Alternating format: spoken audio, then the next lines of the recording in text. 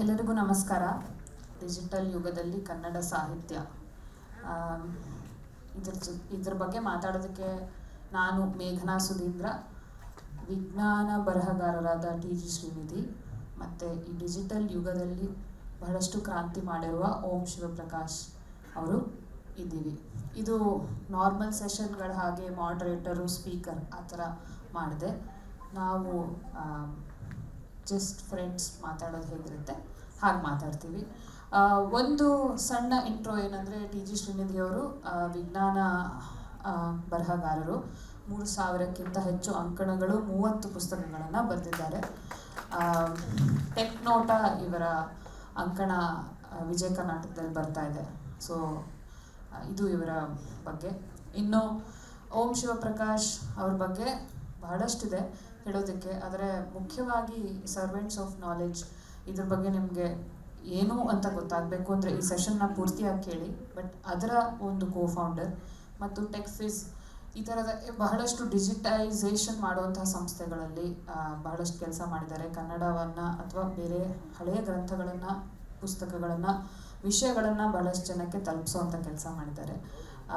ಮತ್ತು ನಾನು ಬರಹಗಾರ್ತಿ, ಕಥೆಗಾರ್ತಿ, ಮೇಘನಾ ಸುಧೀಂದ್ರ, ಜಯನಗರದ ಹುಡುಗಿ ಅಂತ ಕರೀತಾರೆ. ಸೊ ಇದಿಷ್ಟು ಪ್ಯಾನಲಿಸ್ಟ್ಗಳ ಬಗ್ಗೆ. ಮೊದಲನೇ ಪ್ರಶ್ನೆ ನಾನು ಟಿ.ಜಿ. ಶ್ರೀನಿಧಿ ಮತ್ತು ಓಂ ಶಿವಪ್ರಕಾಶ್ ಇಬ್ರಿಗೂ ಒಟ್ಟಿಗೆ ಕೇಳ್ತೀನಿ. ಒಬ್ಬರಾದ್ಮೇಲೆ ಒಬ್ಬರು ಮಾತಾಡಿದ್ರೆ ಖುಷಿ ಆಗುತ್ತೆ. ಈ ಡಿಜಿಟಲ್ ಯುಗ ಅಂತ ಹೇಳ್ತಾರೆ. ಡಿಜಿಟಲ್ ಯುಗ ಇದೆಯಾ ಅಥವಾ ಏನದು? 1980 ನಂತರ ಹುಟ್ಟಿದ ಎಲ್ಲ ಮಕ್ಕಳುಗಳಿಗೆ ಡಿಜಿಟಲ್ ಯುಗ ಇದೆ ಅಂತಂದರೆ ಇದೆ ಅಂತಲೇ ಹೇಳ್ಬೇಕು ನಾವು. ಯಾಕಂತಂದರೆ ನಾವುಗಳೇ ಮೊದಲಿಗೆ ಕಂಪ್ಯೂಟರ್ನ ಬಳಸಲಿಕ್ಕೆ ಶುರು ಮಾಡಿದ್ದು, ನಂತರ ಇಂಟರ್ನೆಟ್ ಬಳಸಲಿಕ್ಕೆ ಶುರು ಮಾಡಿದ್ದು. 2005ರಿಂದ ಬ್ಲಾಗ್ಗಾರ ಸಮ್ಮೇಳನ ಯಾವಾಗ ಆಯಿತು ಅವಾಗಿಂದ ಒಟ್ಟಾರೆಯಾಗಿ ನಾವು ಕನ್ನಡಿಗರು ಒಂದಿಷ್ಟು ಜನ ಸೇರಿಕೊಂಡು ಕನ್ನಡದಲ್ಲಿ ಏನು ಮಾಡ್ಬೋದು, ಎತ್ತ ಮಾಡ್ಬೋದು, ಕಂಪ್ಯೂಟರ್ನಲ್ಲಿ ಕನ್ನಡ ಬಳಸೋದು ಹೇಗೆ, ಕಂಪ್ಯೂಟರ್ನಲ್ಲಿ ಕನ್ನಡವನ್ನು ನಾವು ಉಳಿಸ್ಕೊಳ್ಳೋದು ಹೇಗೆ, ಯಾವ ರೀತಿಯ ಸಾಧನಗಳು ಕನ್ನಡಕ್ಕೆ ಬೇಕು ಅಂತ ಯೋಚನೆ ಮಾಡೋಕ್ಕೆ ಶುರು ಮಾಡಿದಾಗಲಿಂದನೂ ಡಿಜಿಟಲ್ ಲೋಕ ಅನ್ನೋದಿದೆ ಅನ್ನೋದನ್ನು ನಾವೇ ಅರಿವಿಗೆ ತಂದುಕೊಂಡಿದ್ದೀವಿ ಅಂತ ನಾನು ಹೇಳಲಿಕ್ಕೆ ಇಷ್ಟಪಡ್ತೀನಿ. ನಿಜ. ಈಗ ಡಿಜಿಟಲ್ ಯುಗ ಅಂದರೆ ಏನು ಅಂತ ಪ್ರಶ್ನೆ ಬಂದಿದ್ದು ನಾವು ಈ ಈ ಕಾರ್ಯಕ್ರಮದ ಫ್ಲೈಯರ್ ನೋಡಿದಾಗ, ಡಿಜಿಟಲ್ ಯುಗದಲ್ಲಿ ಕನ್ನಡ ಸಾಹಿತ್ಯ ಅಂದರೆ ಮೊದಲು ಡಿಜಿಟಲ್ ಯುಗ ಏನು. ಇವಾಗ ನಾವು ಏನು ಮಾಡ್ತೀವಿ, ಮೊದಲನೇದಾಗಿ ತಕ್ಷಣ ಯೋಚನೆ ಮಾಡೋದಕ್ಕಿಂತ ಮೊದಲು ಬೇರೆಯವರು ಇದ್ರ ಬಗ್ಗೆ ಏನು ಹೇಳ್ತಾರೆ, ಇದಕ್ಕೆ ರೆಫರೆನ್ಸ್ ಏನಿದೆ ಅಂತ ಮೊದಲನೇದಾಗಿ ನಾವು ಫೋನ್ ಅಥವಾ ಲ್ಯಾಪ್ಟಾಪ್ ತೆಗೆದು ನೋಡ್ತೇವೆ. ಅಲ್ಲಿ ನೋಡಿದಾಗ ಗೊತ್ತಾಗುತ್ತೆ, ಓಕೆ, ಕೇಂಬ್ರಿಡ್ಜ್ ಯೂನಿವರ್ಸಿಟಿಯ ನಿಘಂಟಿನಲ್ಲೂ ಡಿಜಿಟಲ್ ಎರಾ ಅಂತ ಒಂದಿದೆ, ಆ ಪದವೇ ನಿಘಂಟಿನಲ್ಲಿದೆ. ಸರಿ, ಅದಾದಮೇಲೆ ಇನ್ನೊಂದು ಯಾವುದೋ ಫೋರ್ಬ್ಸಲ್ಲಿ ಡಿಜಿಟಲ್ ಎರಾ ಅಂದರೆ ಏನು ಅಂತ ಒಂದು ಲೇಖನ ಇದೆ ಅಂತ ನೋಡ್ತೀವಿ. ಹೀಗೆ ಒಂದು ಕಡೆಯಿಂದ ಒಂದು ಕಡೆಗೆ ನಾವು ಹೋಗ್ತಾ ಮಾಹಿತಿಯ ಪ್ರಸಾರ ಎಷ್ಟು ಸುಲಭ ಆಗಿದೆ ಅಂತ ತಿಳ್ಕೊಳ್ತೀವಿ. ಅಂದರೆ ಏನು ಬೇಕಾದರೂ ಎಷ್ಟು ಸುಲಭಕ್ಕೆ ತಕ್ಷಣಕ್ಕೆ ಸಿಗುತ್ತೆ ಅಂತ ತಿಳ್ಕೊಳ್ತೀವಿ. ಅದರ ಜೊತೆಗೆ ನಮ್ಮ ಫೋಕಸ್ಸು ಒಂದು 10 ಸೆಕೆಂಡ್ ಮೇಲೆ ಇರೋದಿಲ್ಲ ಅಂತಲೂ ತಿಳ್ಕೊಳ್ತೀವಿ. ಇದೇ ಒಂದು ಡಿಜಿಟಲ್ ಯುಗದ ಸ್ವರೂಪ ಅಂತ ಹೇಳ್ಬೋದು. ಒಂದು ಕಡೆ ಬೇಕಾದಷ್ಟು ಒಳ್ಳೆ ಕೆಲಸಗಳಾಗ್ತಿವೆ, ಒಳ್ಳೊಳ್ಳೆ ಮಾಹಿತಿ ಎಲ್ಲ ಭಾಳ ಸುಲಭವಾಗಿ ನಮ್ಗೆ ಸಿಗ್ತಾ ಇದೆ. ಇನ್ನೊಂದು ಕಡೆ ಅಷ್ಟೊಂದೆಲ್ಲ ಮಾಹಿತಿನ ಏನು ಮಾಡಬೇಕು ಅಂತ ಬಹುಶಃ ಗೊತ್ತಾಗ್ತಾ ಇಲ್ಲ. ಅದು ಎರಡೂ ಸೇರಿದಂಥ ಒಂದು ವಿಚಿತ್ರವಾಗಿರುವಂಥ ಕಾಲ. ಇವತ್ತಿಂದೇನಲ್ಲ, 1970s ಡಿಜಿಟಲ್ ಎರಾ ಅಂತ ಕರೀತಾರಂತೆ.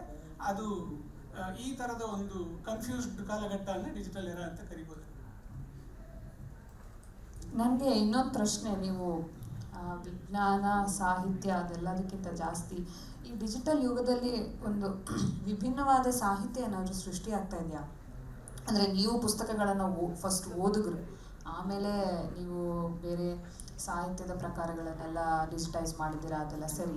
ಆದರೆ ಶ್ರೀನಿಧಿ ಮತ್ತು ಶಿವಪ್ರಕಾಶ್, ನಾನು ಅದಕ್ಕೆ ಉತ್ತರ ಕೊಡ್ತೀನಿ. ಬಟ್ ನಿಮಗೇನಾದರೂ ಡಿಫರೆನ್ಸ್ ಕಾಣಿಸಿದೆಯಾ ಸಾಹಿತ್ಯ ಸೃಷ್ಟಿಯಲ್ಲಿ ಅಥವಾ ನೀವು ಓದಿರೋವಂಥ ಪುಸ್ತಕಗಳಲ್ಲಿ?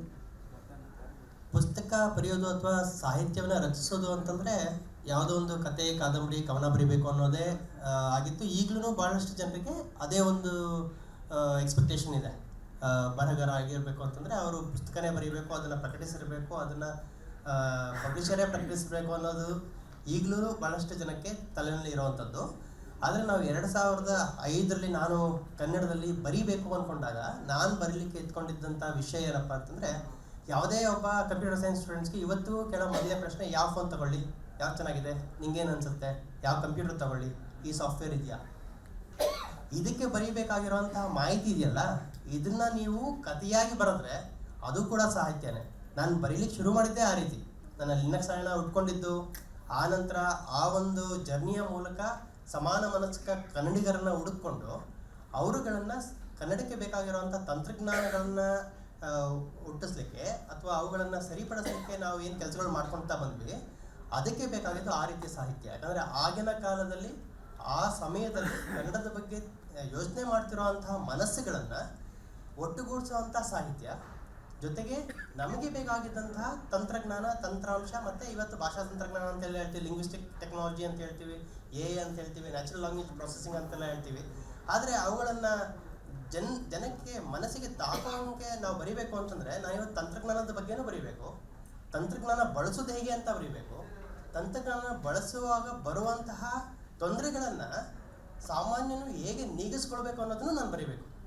ಸೊ ಆ ರೀತಿ ಯೋಚನೆ ಮಾಡಬೇಕಾದ್ರೆ ಡಿಜಿಟಲ್ ಯುಗ ತನ್ನದೇ ಆದಂಥ ಹೊಸ ಹೊಸ ಚಾಲೆಂಜ್ಗಳನ್ನು ಬರಹಗಾರನಿಗೂ ಕೊಟ್ಟಿದೆ. ಆ ಹೊಸ ರೀತಿಯ ಬರಹಗಾರ ಬೇರೆ ಬೇರೆ ರೀತಿಯೇ ಬೆಳ್ಕೊಳ್ತಾ ಬರ್ತಾರೆ. ಆದರೆ ಇವತ್ತು ಲೇಖನಗಳನ್ನು ಬರೀತಿರುವಂತಹ ಕೃತಿಗಾರರು ಡಿಜಿಟಲ್ ಮಾಧ್ಯಮಗಳನ್ನು ಬಳಸ್ಕೊಂಡು, ಡಿಜಿಟಲ್ ಪ್ಲ್ಯಾಟ್ಫಾರ್ಮ್ಗಳನ್ನು ಬಳಸ್ಕೊಂಡು ಬೇರೆ ಬೇರೆ ರೀತಿಯ ವಿಧದಲ್ಲಿ ತಮ್ಮ ಓದುಗರನ್ನು ಪಡ್ಕೊಳ್ತಿದ್ದಾರೆ, ತಮ್ಮ ಪ್ರಪಂಚವನ್ನು ಹಿಗ್ಗಿಸ್ಕೊಳ್ತಾರೆ. ಅದು ಈಗ ಆಗ್ತಿರುವಂಥ ಒಂದು ಬೆಳವಣಿಗೆ. ಟು ಆ್ಯಡ್ ಟು ದಟ್, ನನ್ನ 2ನೇ ಮತ್ತು 3ನೇ ಪುಸ್ತಕ ಲಿಪಿಯ ಪತ್ರಗಳು ಮತ್ತು ಹ್ಯಾಶ್ಟ್ಯಾಗ್ AI ಕಥೆಗಳು, ಇದು ಯಾವ ಪ್ರಕಾರಕ್ಕೆ ಸೇರುತ್ತೆ ಅಂತ ಒಂದ್ಸಲ ಕೇಳಿದ್ರೆ ಕನ್ಫ್ಯೂಸ್ ಆಗ್ತೀವಿ. ಇದು ವಿಜ್ಞಾನ ಸಾಹಿತ್ಯನೋ ಅಥವಾ ಇದು ಪತ್ರ ಲೇಖನವೋ ಅಂತೆಲ್ಲ. ಆದರೆ ಅದು ಹುಟ್ಕೊಂಡಿದ್ದು ಡಿಜಿಟಲ್ ಯುಗದಲ್ಲಿ. ಮೇ ಬಿ ನಾನ್ ಡಿಜಿಟಲ್ ಎರಾದಲ್ಲಿ ಈ ಥರ ಪುಸ್ತಕಗಳಿಗೆ ಆಡಿಯನ್ಸ್ ಇರ್ತಾ ಇದ್ರಾ, ಓದ್ತಾ ಇದ್ರಾ ಗೊತ್ತಿಲ್ಲ.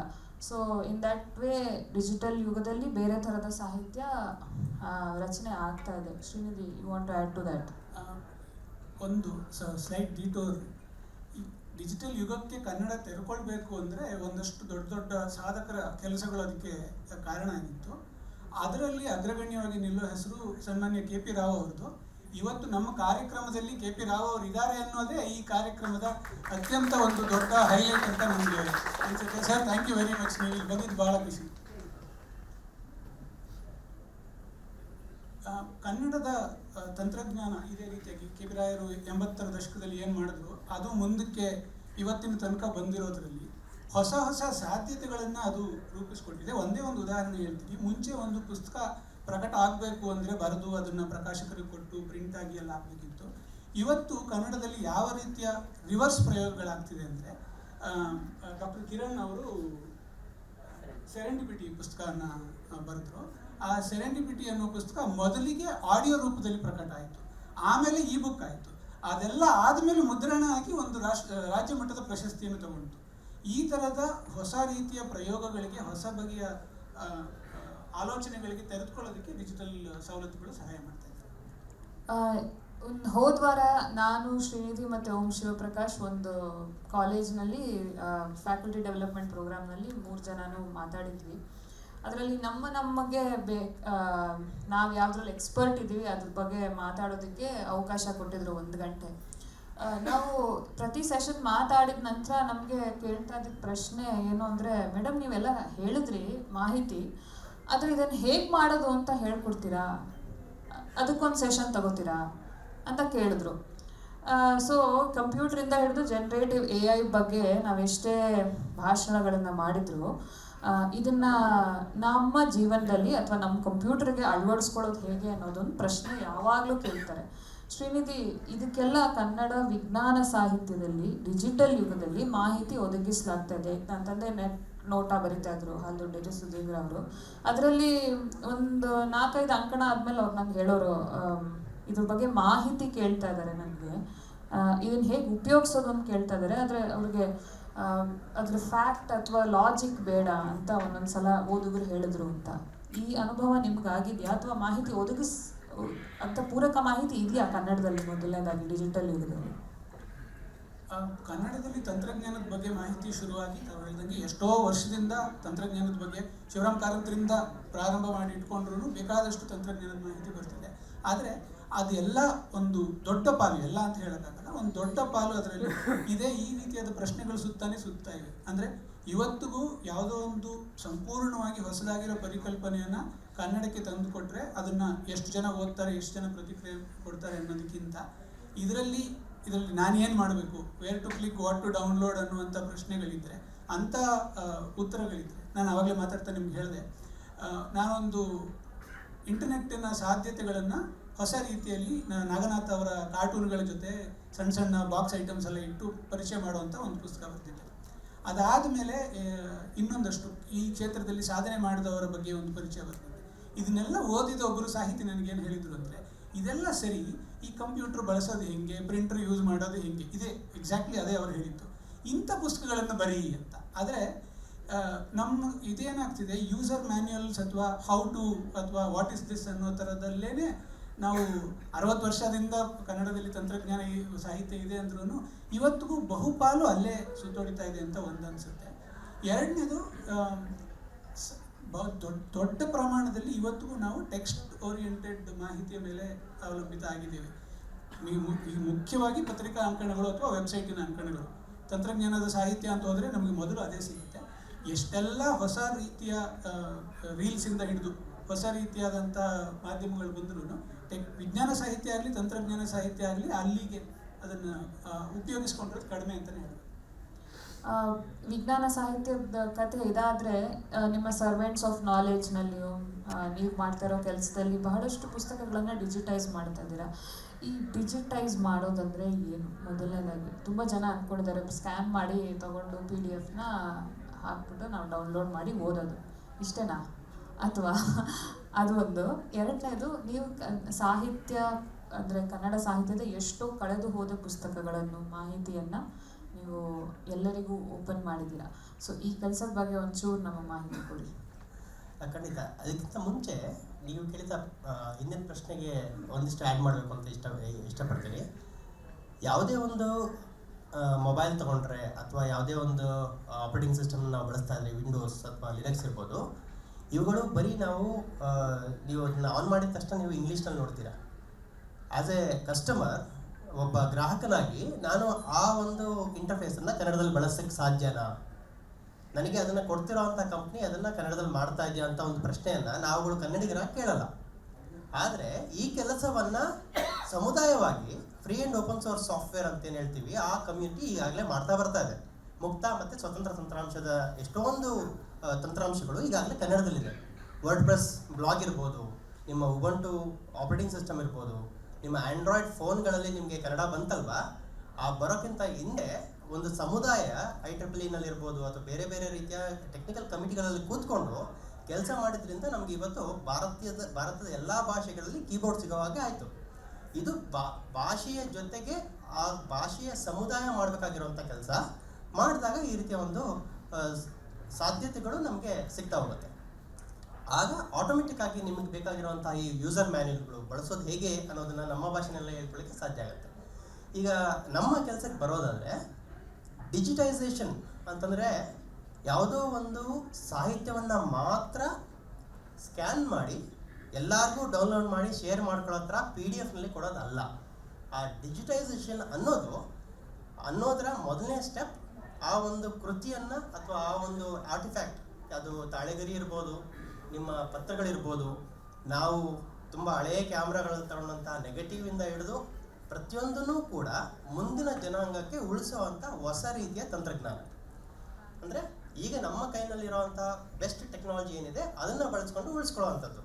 ಸೊ ಸರ್ವೆಂಟ್ಸ್ ಆಫ್ ನಾಲೆಡ್ಜ್ನಲ್ಲಿ ಸದ್ಯಕ್ಕೆ ಏನು ಮಾಡ್ತೀವಪ್ಪ ಅಂತಂದರೆ, ತಾಳೆಗರಿಯಿಂದ ಹಿಡಿದು ಹಳೆಯ ಪುಸ್ತಕಗಳು ಜೊತೆಗೆ ಈಗ ನಮ್ಮ ಜೊತೆಗೆ ಇರುವಂತಹ ಭಾಳಷ್ಟು ಲೇಖಕರು, ಈ ಕಾರ್ಯಕ್ರಮದಲ್ಲಿ ಭಾಗವಹಿಸ್ತಾ ಇರುವಂಥ OL ನಾಗಭೂಷಣ ಸ್ವಾಮಿಯವರು ಮತ್ತು PVN, ಬಹಳಷ್ಟು ಲೇಖಕರು ಕೂಡ ತಮ್ಮ ಲೇಖನಗಳನ್ನು, ತಮ್ಮ ಸಾಹಿತ್ಯವನ್ನು ಕನ್ನಡಿಗರಿಗೋಸ್ಕರ ಮುಕ್ತವಾಗಿ ಸಿಗೋ ಹಾಗೆ ಮಾಡಿದ್ದಾರೆ. ಅವುಗಳನ್ನು ಎನೇಬಲ್ ಮಾಡುವಂಥ ಕೆಲಸವನ್ನು ಸರ್ವೆಂಟ್ಸ್ ಆಫ್ ನಾಲೆಡ್ಜ್ ಮಾಡ್ತಾ ಇದೆ. ಅದಕ್ಕಿಂತ ಮುಂಚೆ 2010ರಿಂದನೇ ನಮ್ಮ ಸಂಚಯದ ಮೂಲಕ ಬಹಳಷ್ಟು ಸಾಹಿತ್ಯ, ಕನ್ನಡದ ಸಾಹಿತ್ಯವನ್ನು ಉದಾಹರಣೆಗೆ ವಚನ ಸಂಚಯ ಮೂಲಕ ಯಾವುದೇ ವ್ಯಕ್ತಿ ಸುಲಭವಾಗಿ ವಚನಗಳ ಮೇಲೆ ರಿಸರ್ಚ್ ಮಾಡಲಿಕ್ಕೆ ನಾವು ಸಾಧ್ಯ ಮಾಡಿಕೊಟ್ಟಿದ್ವಿ. ಆಗಿನ ಕಾಲದಲ್ಲಿ ನಮ್ಮ ಕೈನಲ್ಲಿದ್ದಂತಹ ವಚನ ಸಾಹಿತ್ಯವನ್ನು ಯುನಿಕೋಡ್ಗೆ ಪರಿವರ್ತಿಸಿ ಅದನ್ನು ಕಂಪ್ಯೂಟರ್ನಲ್ಲಿ, ಯಾವುದೇ ಕಂಪ್ಯೂಟರ್ ಆಗಿರ್ಬೋದು, ಯಾವುದೇ ಮೊಬೈಲ್ ಆಗಿರ್ಬೋದು, ಅದರಲ್ಲಿ ಸರ್ಚ್ ಮಾಡೋದು ಹೇಗೆ, ಸರ್ಚ್ ಮಾಡಲಿಕ್ಕೆ ಅವ್ರಿಗೆ ಕೀಬೋರ್ಡ್ ಸಿಗದೆ ಹೋದರೆ ಏನು ಮಾಡೋದು, ಆ ಥರದ್ದೆಲ್ಲವನ್ನು ಯೋಚನೆ ಮಾಡಿ ಸುಲಭವಾಗಿ ಅವರು ಯಾವುದೇ ಭಾಷೆನಲ್ಲಿ ಟೈಪ್ ಮಾಡಿದ್ರು ಕನ್ನಡದಲ್ಲಿ ಟೈಪ್ ಮಾಡಿ ಅದನ್ನು ಹುಡುಕುವಂಥ ಸಾಧ್ಯತೆಯನ್ನು ನಾವು ಹುಡುಕೊಟ್ವಿ. ಸೊ ಅಲ್ಲಿ ಡಿಜಿಟೈಸೇಷನ್ ಮೂಲಕ ಸಾಹಿತ್ಯ ಸಂವಾದ ಸಾಧ್ಯ, ಸಾಹಿತ್ಯ ಸಂಶೋಧನೆ ಸಾಧ್ಯ, ಜೊತೆಗೆ ಜನರನ್ನು ಬೇರೆ ಬೇರೆ ಲೇಖಕರು, ಪ್ರಕಾಶಕರು ಮತ್ತು ಆಸಕ್ತರನ್ನು ಒಟ್ಟುಗೂಡಿಸ್ಲಿಕ್ಕೆ ಸಾಧ್ಯ ಅನ್ನೋದನ್ನು ನಾವು ಕಂಡುಕೊಂಡ್ವಿ. ಮುಂದಿನ ದಿನಗಳಲ್ಲಿ ಅದು ಹೋಗ್ತಾ ನಮ್ಮ ಕನ್ನಡದ ಪುಸ್ತಕದಲ್ಲಿ ಯಾಕೆ ಕನ್ನಡದ ಪುಸ್ತಕಗಳ ಇಂಡೆಕ್ಸ್ ಇಲ್ಲ, ಯಾವುದೇ ಒಬ್ಬ ಲೇಖಕರ ಪುಸ್ತಕ ಹುಡುಕಬೇಕು ಅಂತಲೂ ತುಂಬ ಕಷ್ಟ. ವಿಕಿಪೀಡಿಯಾದಲ್ಲಿ ನಾವು ಲೇಖನಗಳನ್ನ ಬರೀಲಿಕ್ಕೆ ಶುರು ಮಾಡಿದಂಥ ಮೊದಲನೇ ದಿನಗಳಲ್ಲಿ ಯಾವುದೇ ಒಂದು ಲೇಖನ ಬರೀಬೇಕು ಅಂತಂದರೆ ಅದಕ್ಕೆ ಬೇಕಾಗಿರುವಂಥ ರೆಫರೆನ್ಸ್ ಸಿಗ್ತಾ ಇರಲಿಲ್ಲ. ವಿತೌಟ್ ರೆಫರೆನ್ಸ್ ಅಥವಾ ಉಲ್ಲೇಖದ ಹೊರತು ವಿಕಿಪೀಡಿಯಾಗೆ ನಾವು ಲೇಖನಗಳನ್ನು ಸೇರಿಸಲಿಕ್ಕೆ ಸಾಧ್ಯ ಇಲ್ಲ.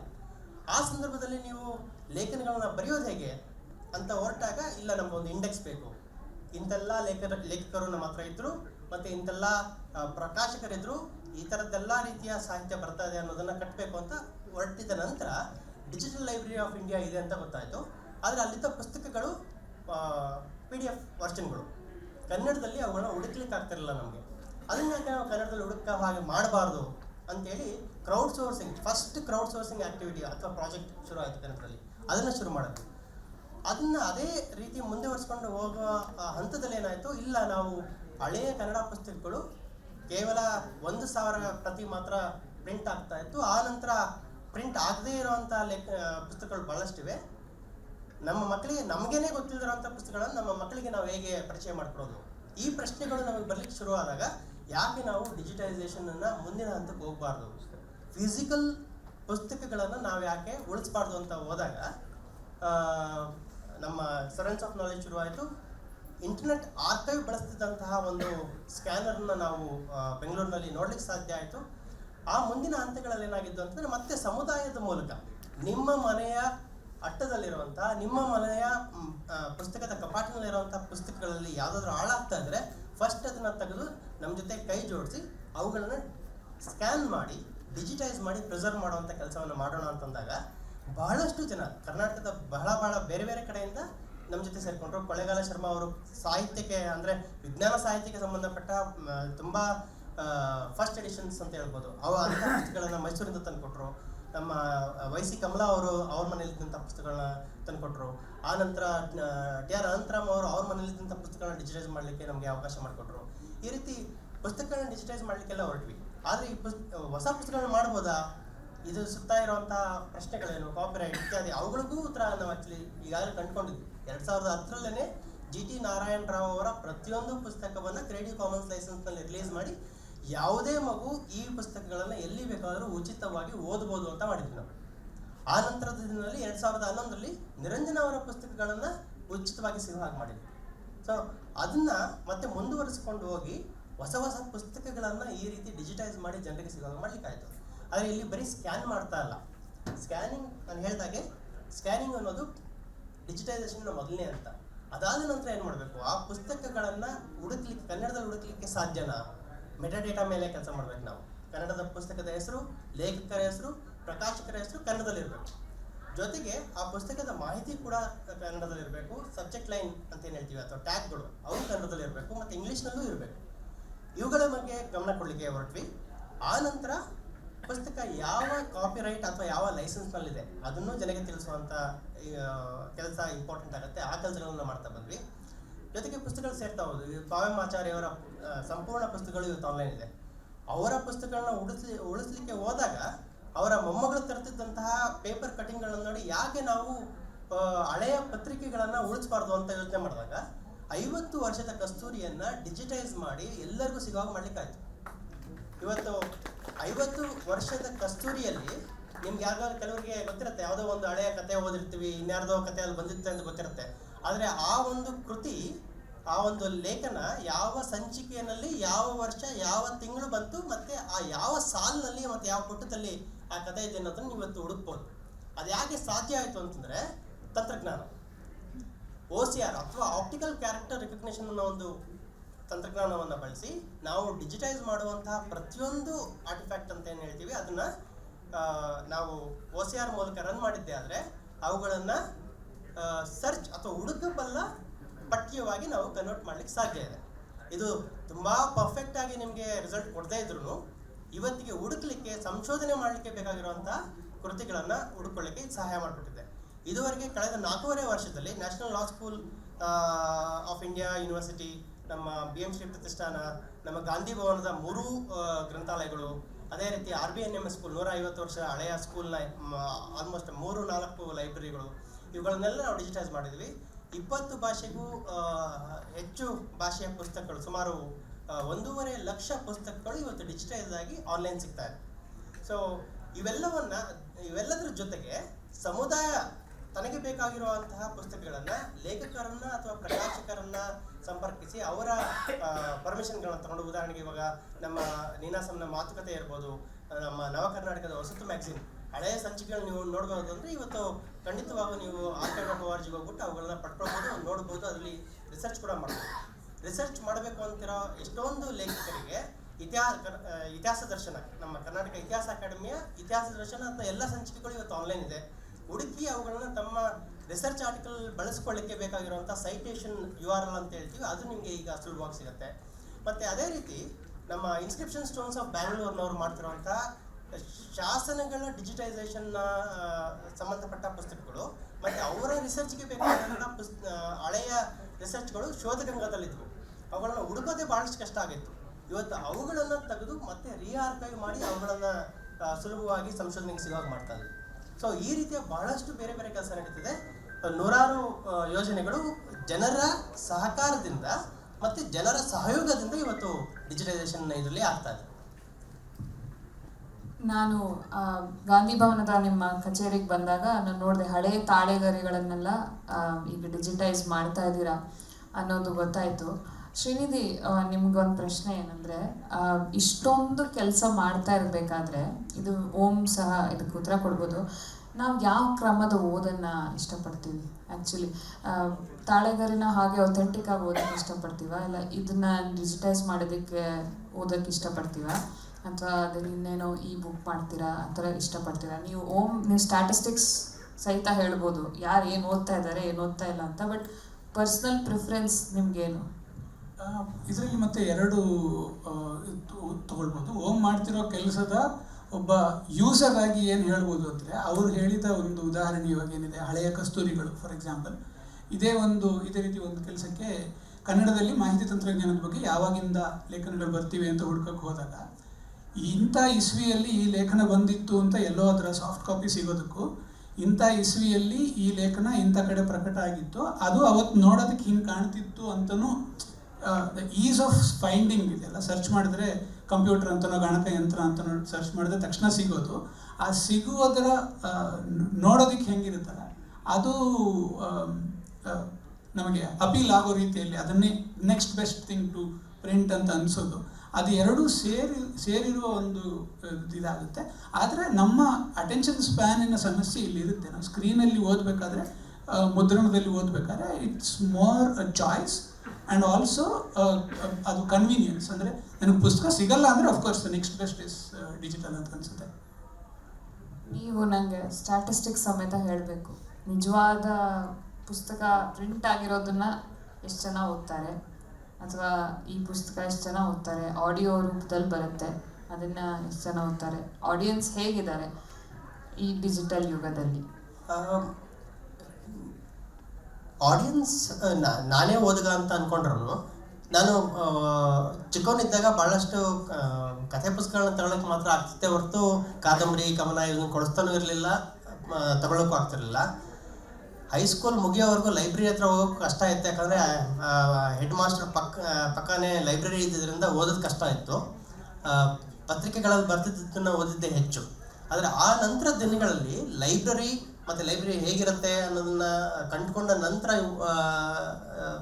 ಬಂದಂತಹ ಈ ಓದಿನ ಹವ್ಯಾಸ ಬಹಳಷ್ಟು ರೀತಿಯ ಪುಸ್ತಕಗಳನ್ನು ಬಹಳಷ್ಟು ಭಾಷೆಯ ಪುಸ್ತಕಗಳನ್ನ ಓದಲಿಕ್ಕೆ ಪ್ರೇರೇಪಿಸ್ತು. ಸೊ ಅದು ಇಂಡಿವಿಜುವಲ್ ಪ್ರಿಫರೆನ್ಸ್. ಇದೇ ಪ್ರಿಫರೆನ್ಸನ್ನು ಕನ್ನಡದ ಓದುಗರಲ್ಲೂ ನೀವು ನೋಡ್ತಾ ಬರ್ಬೋದು. ಇವತ್ತು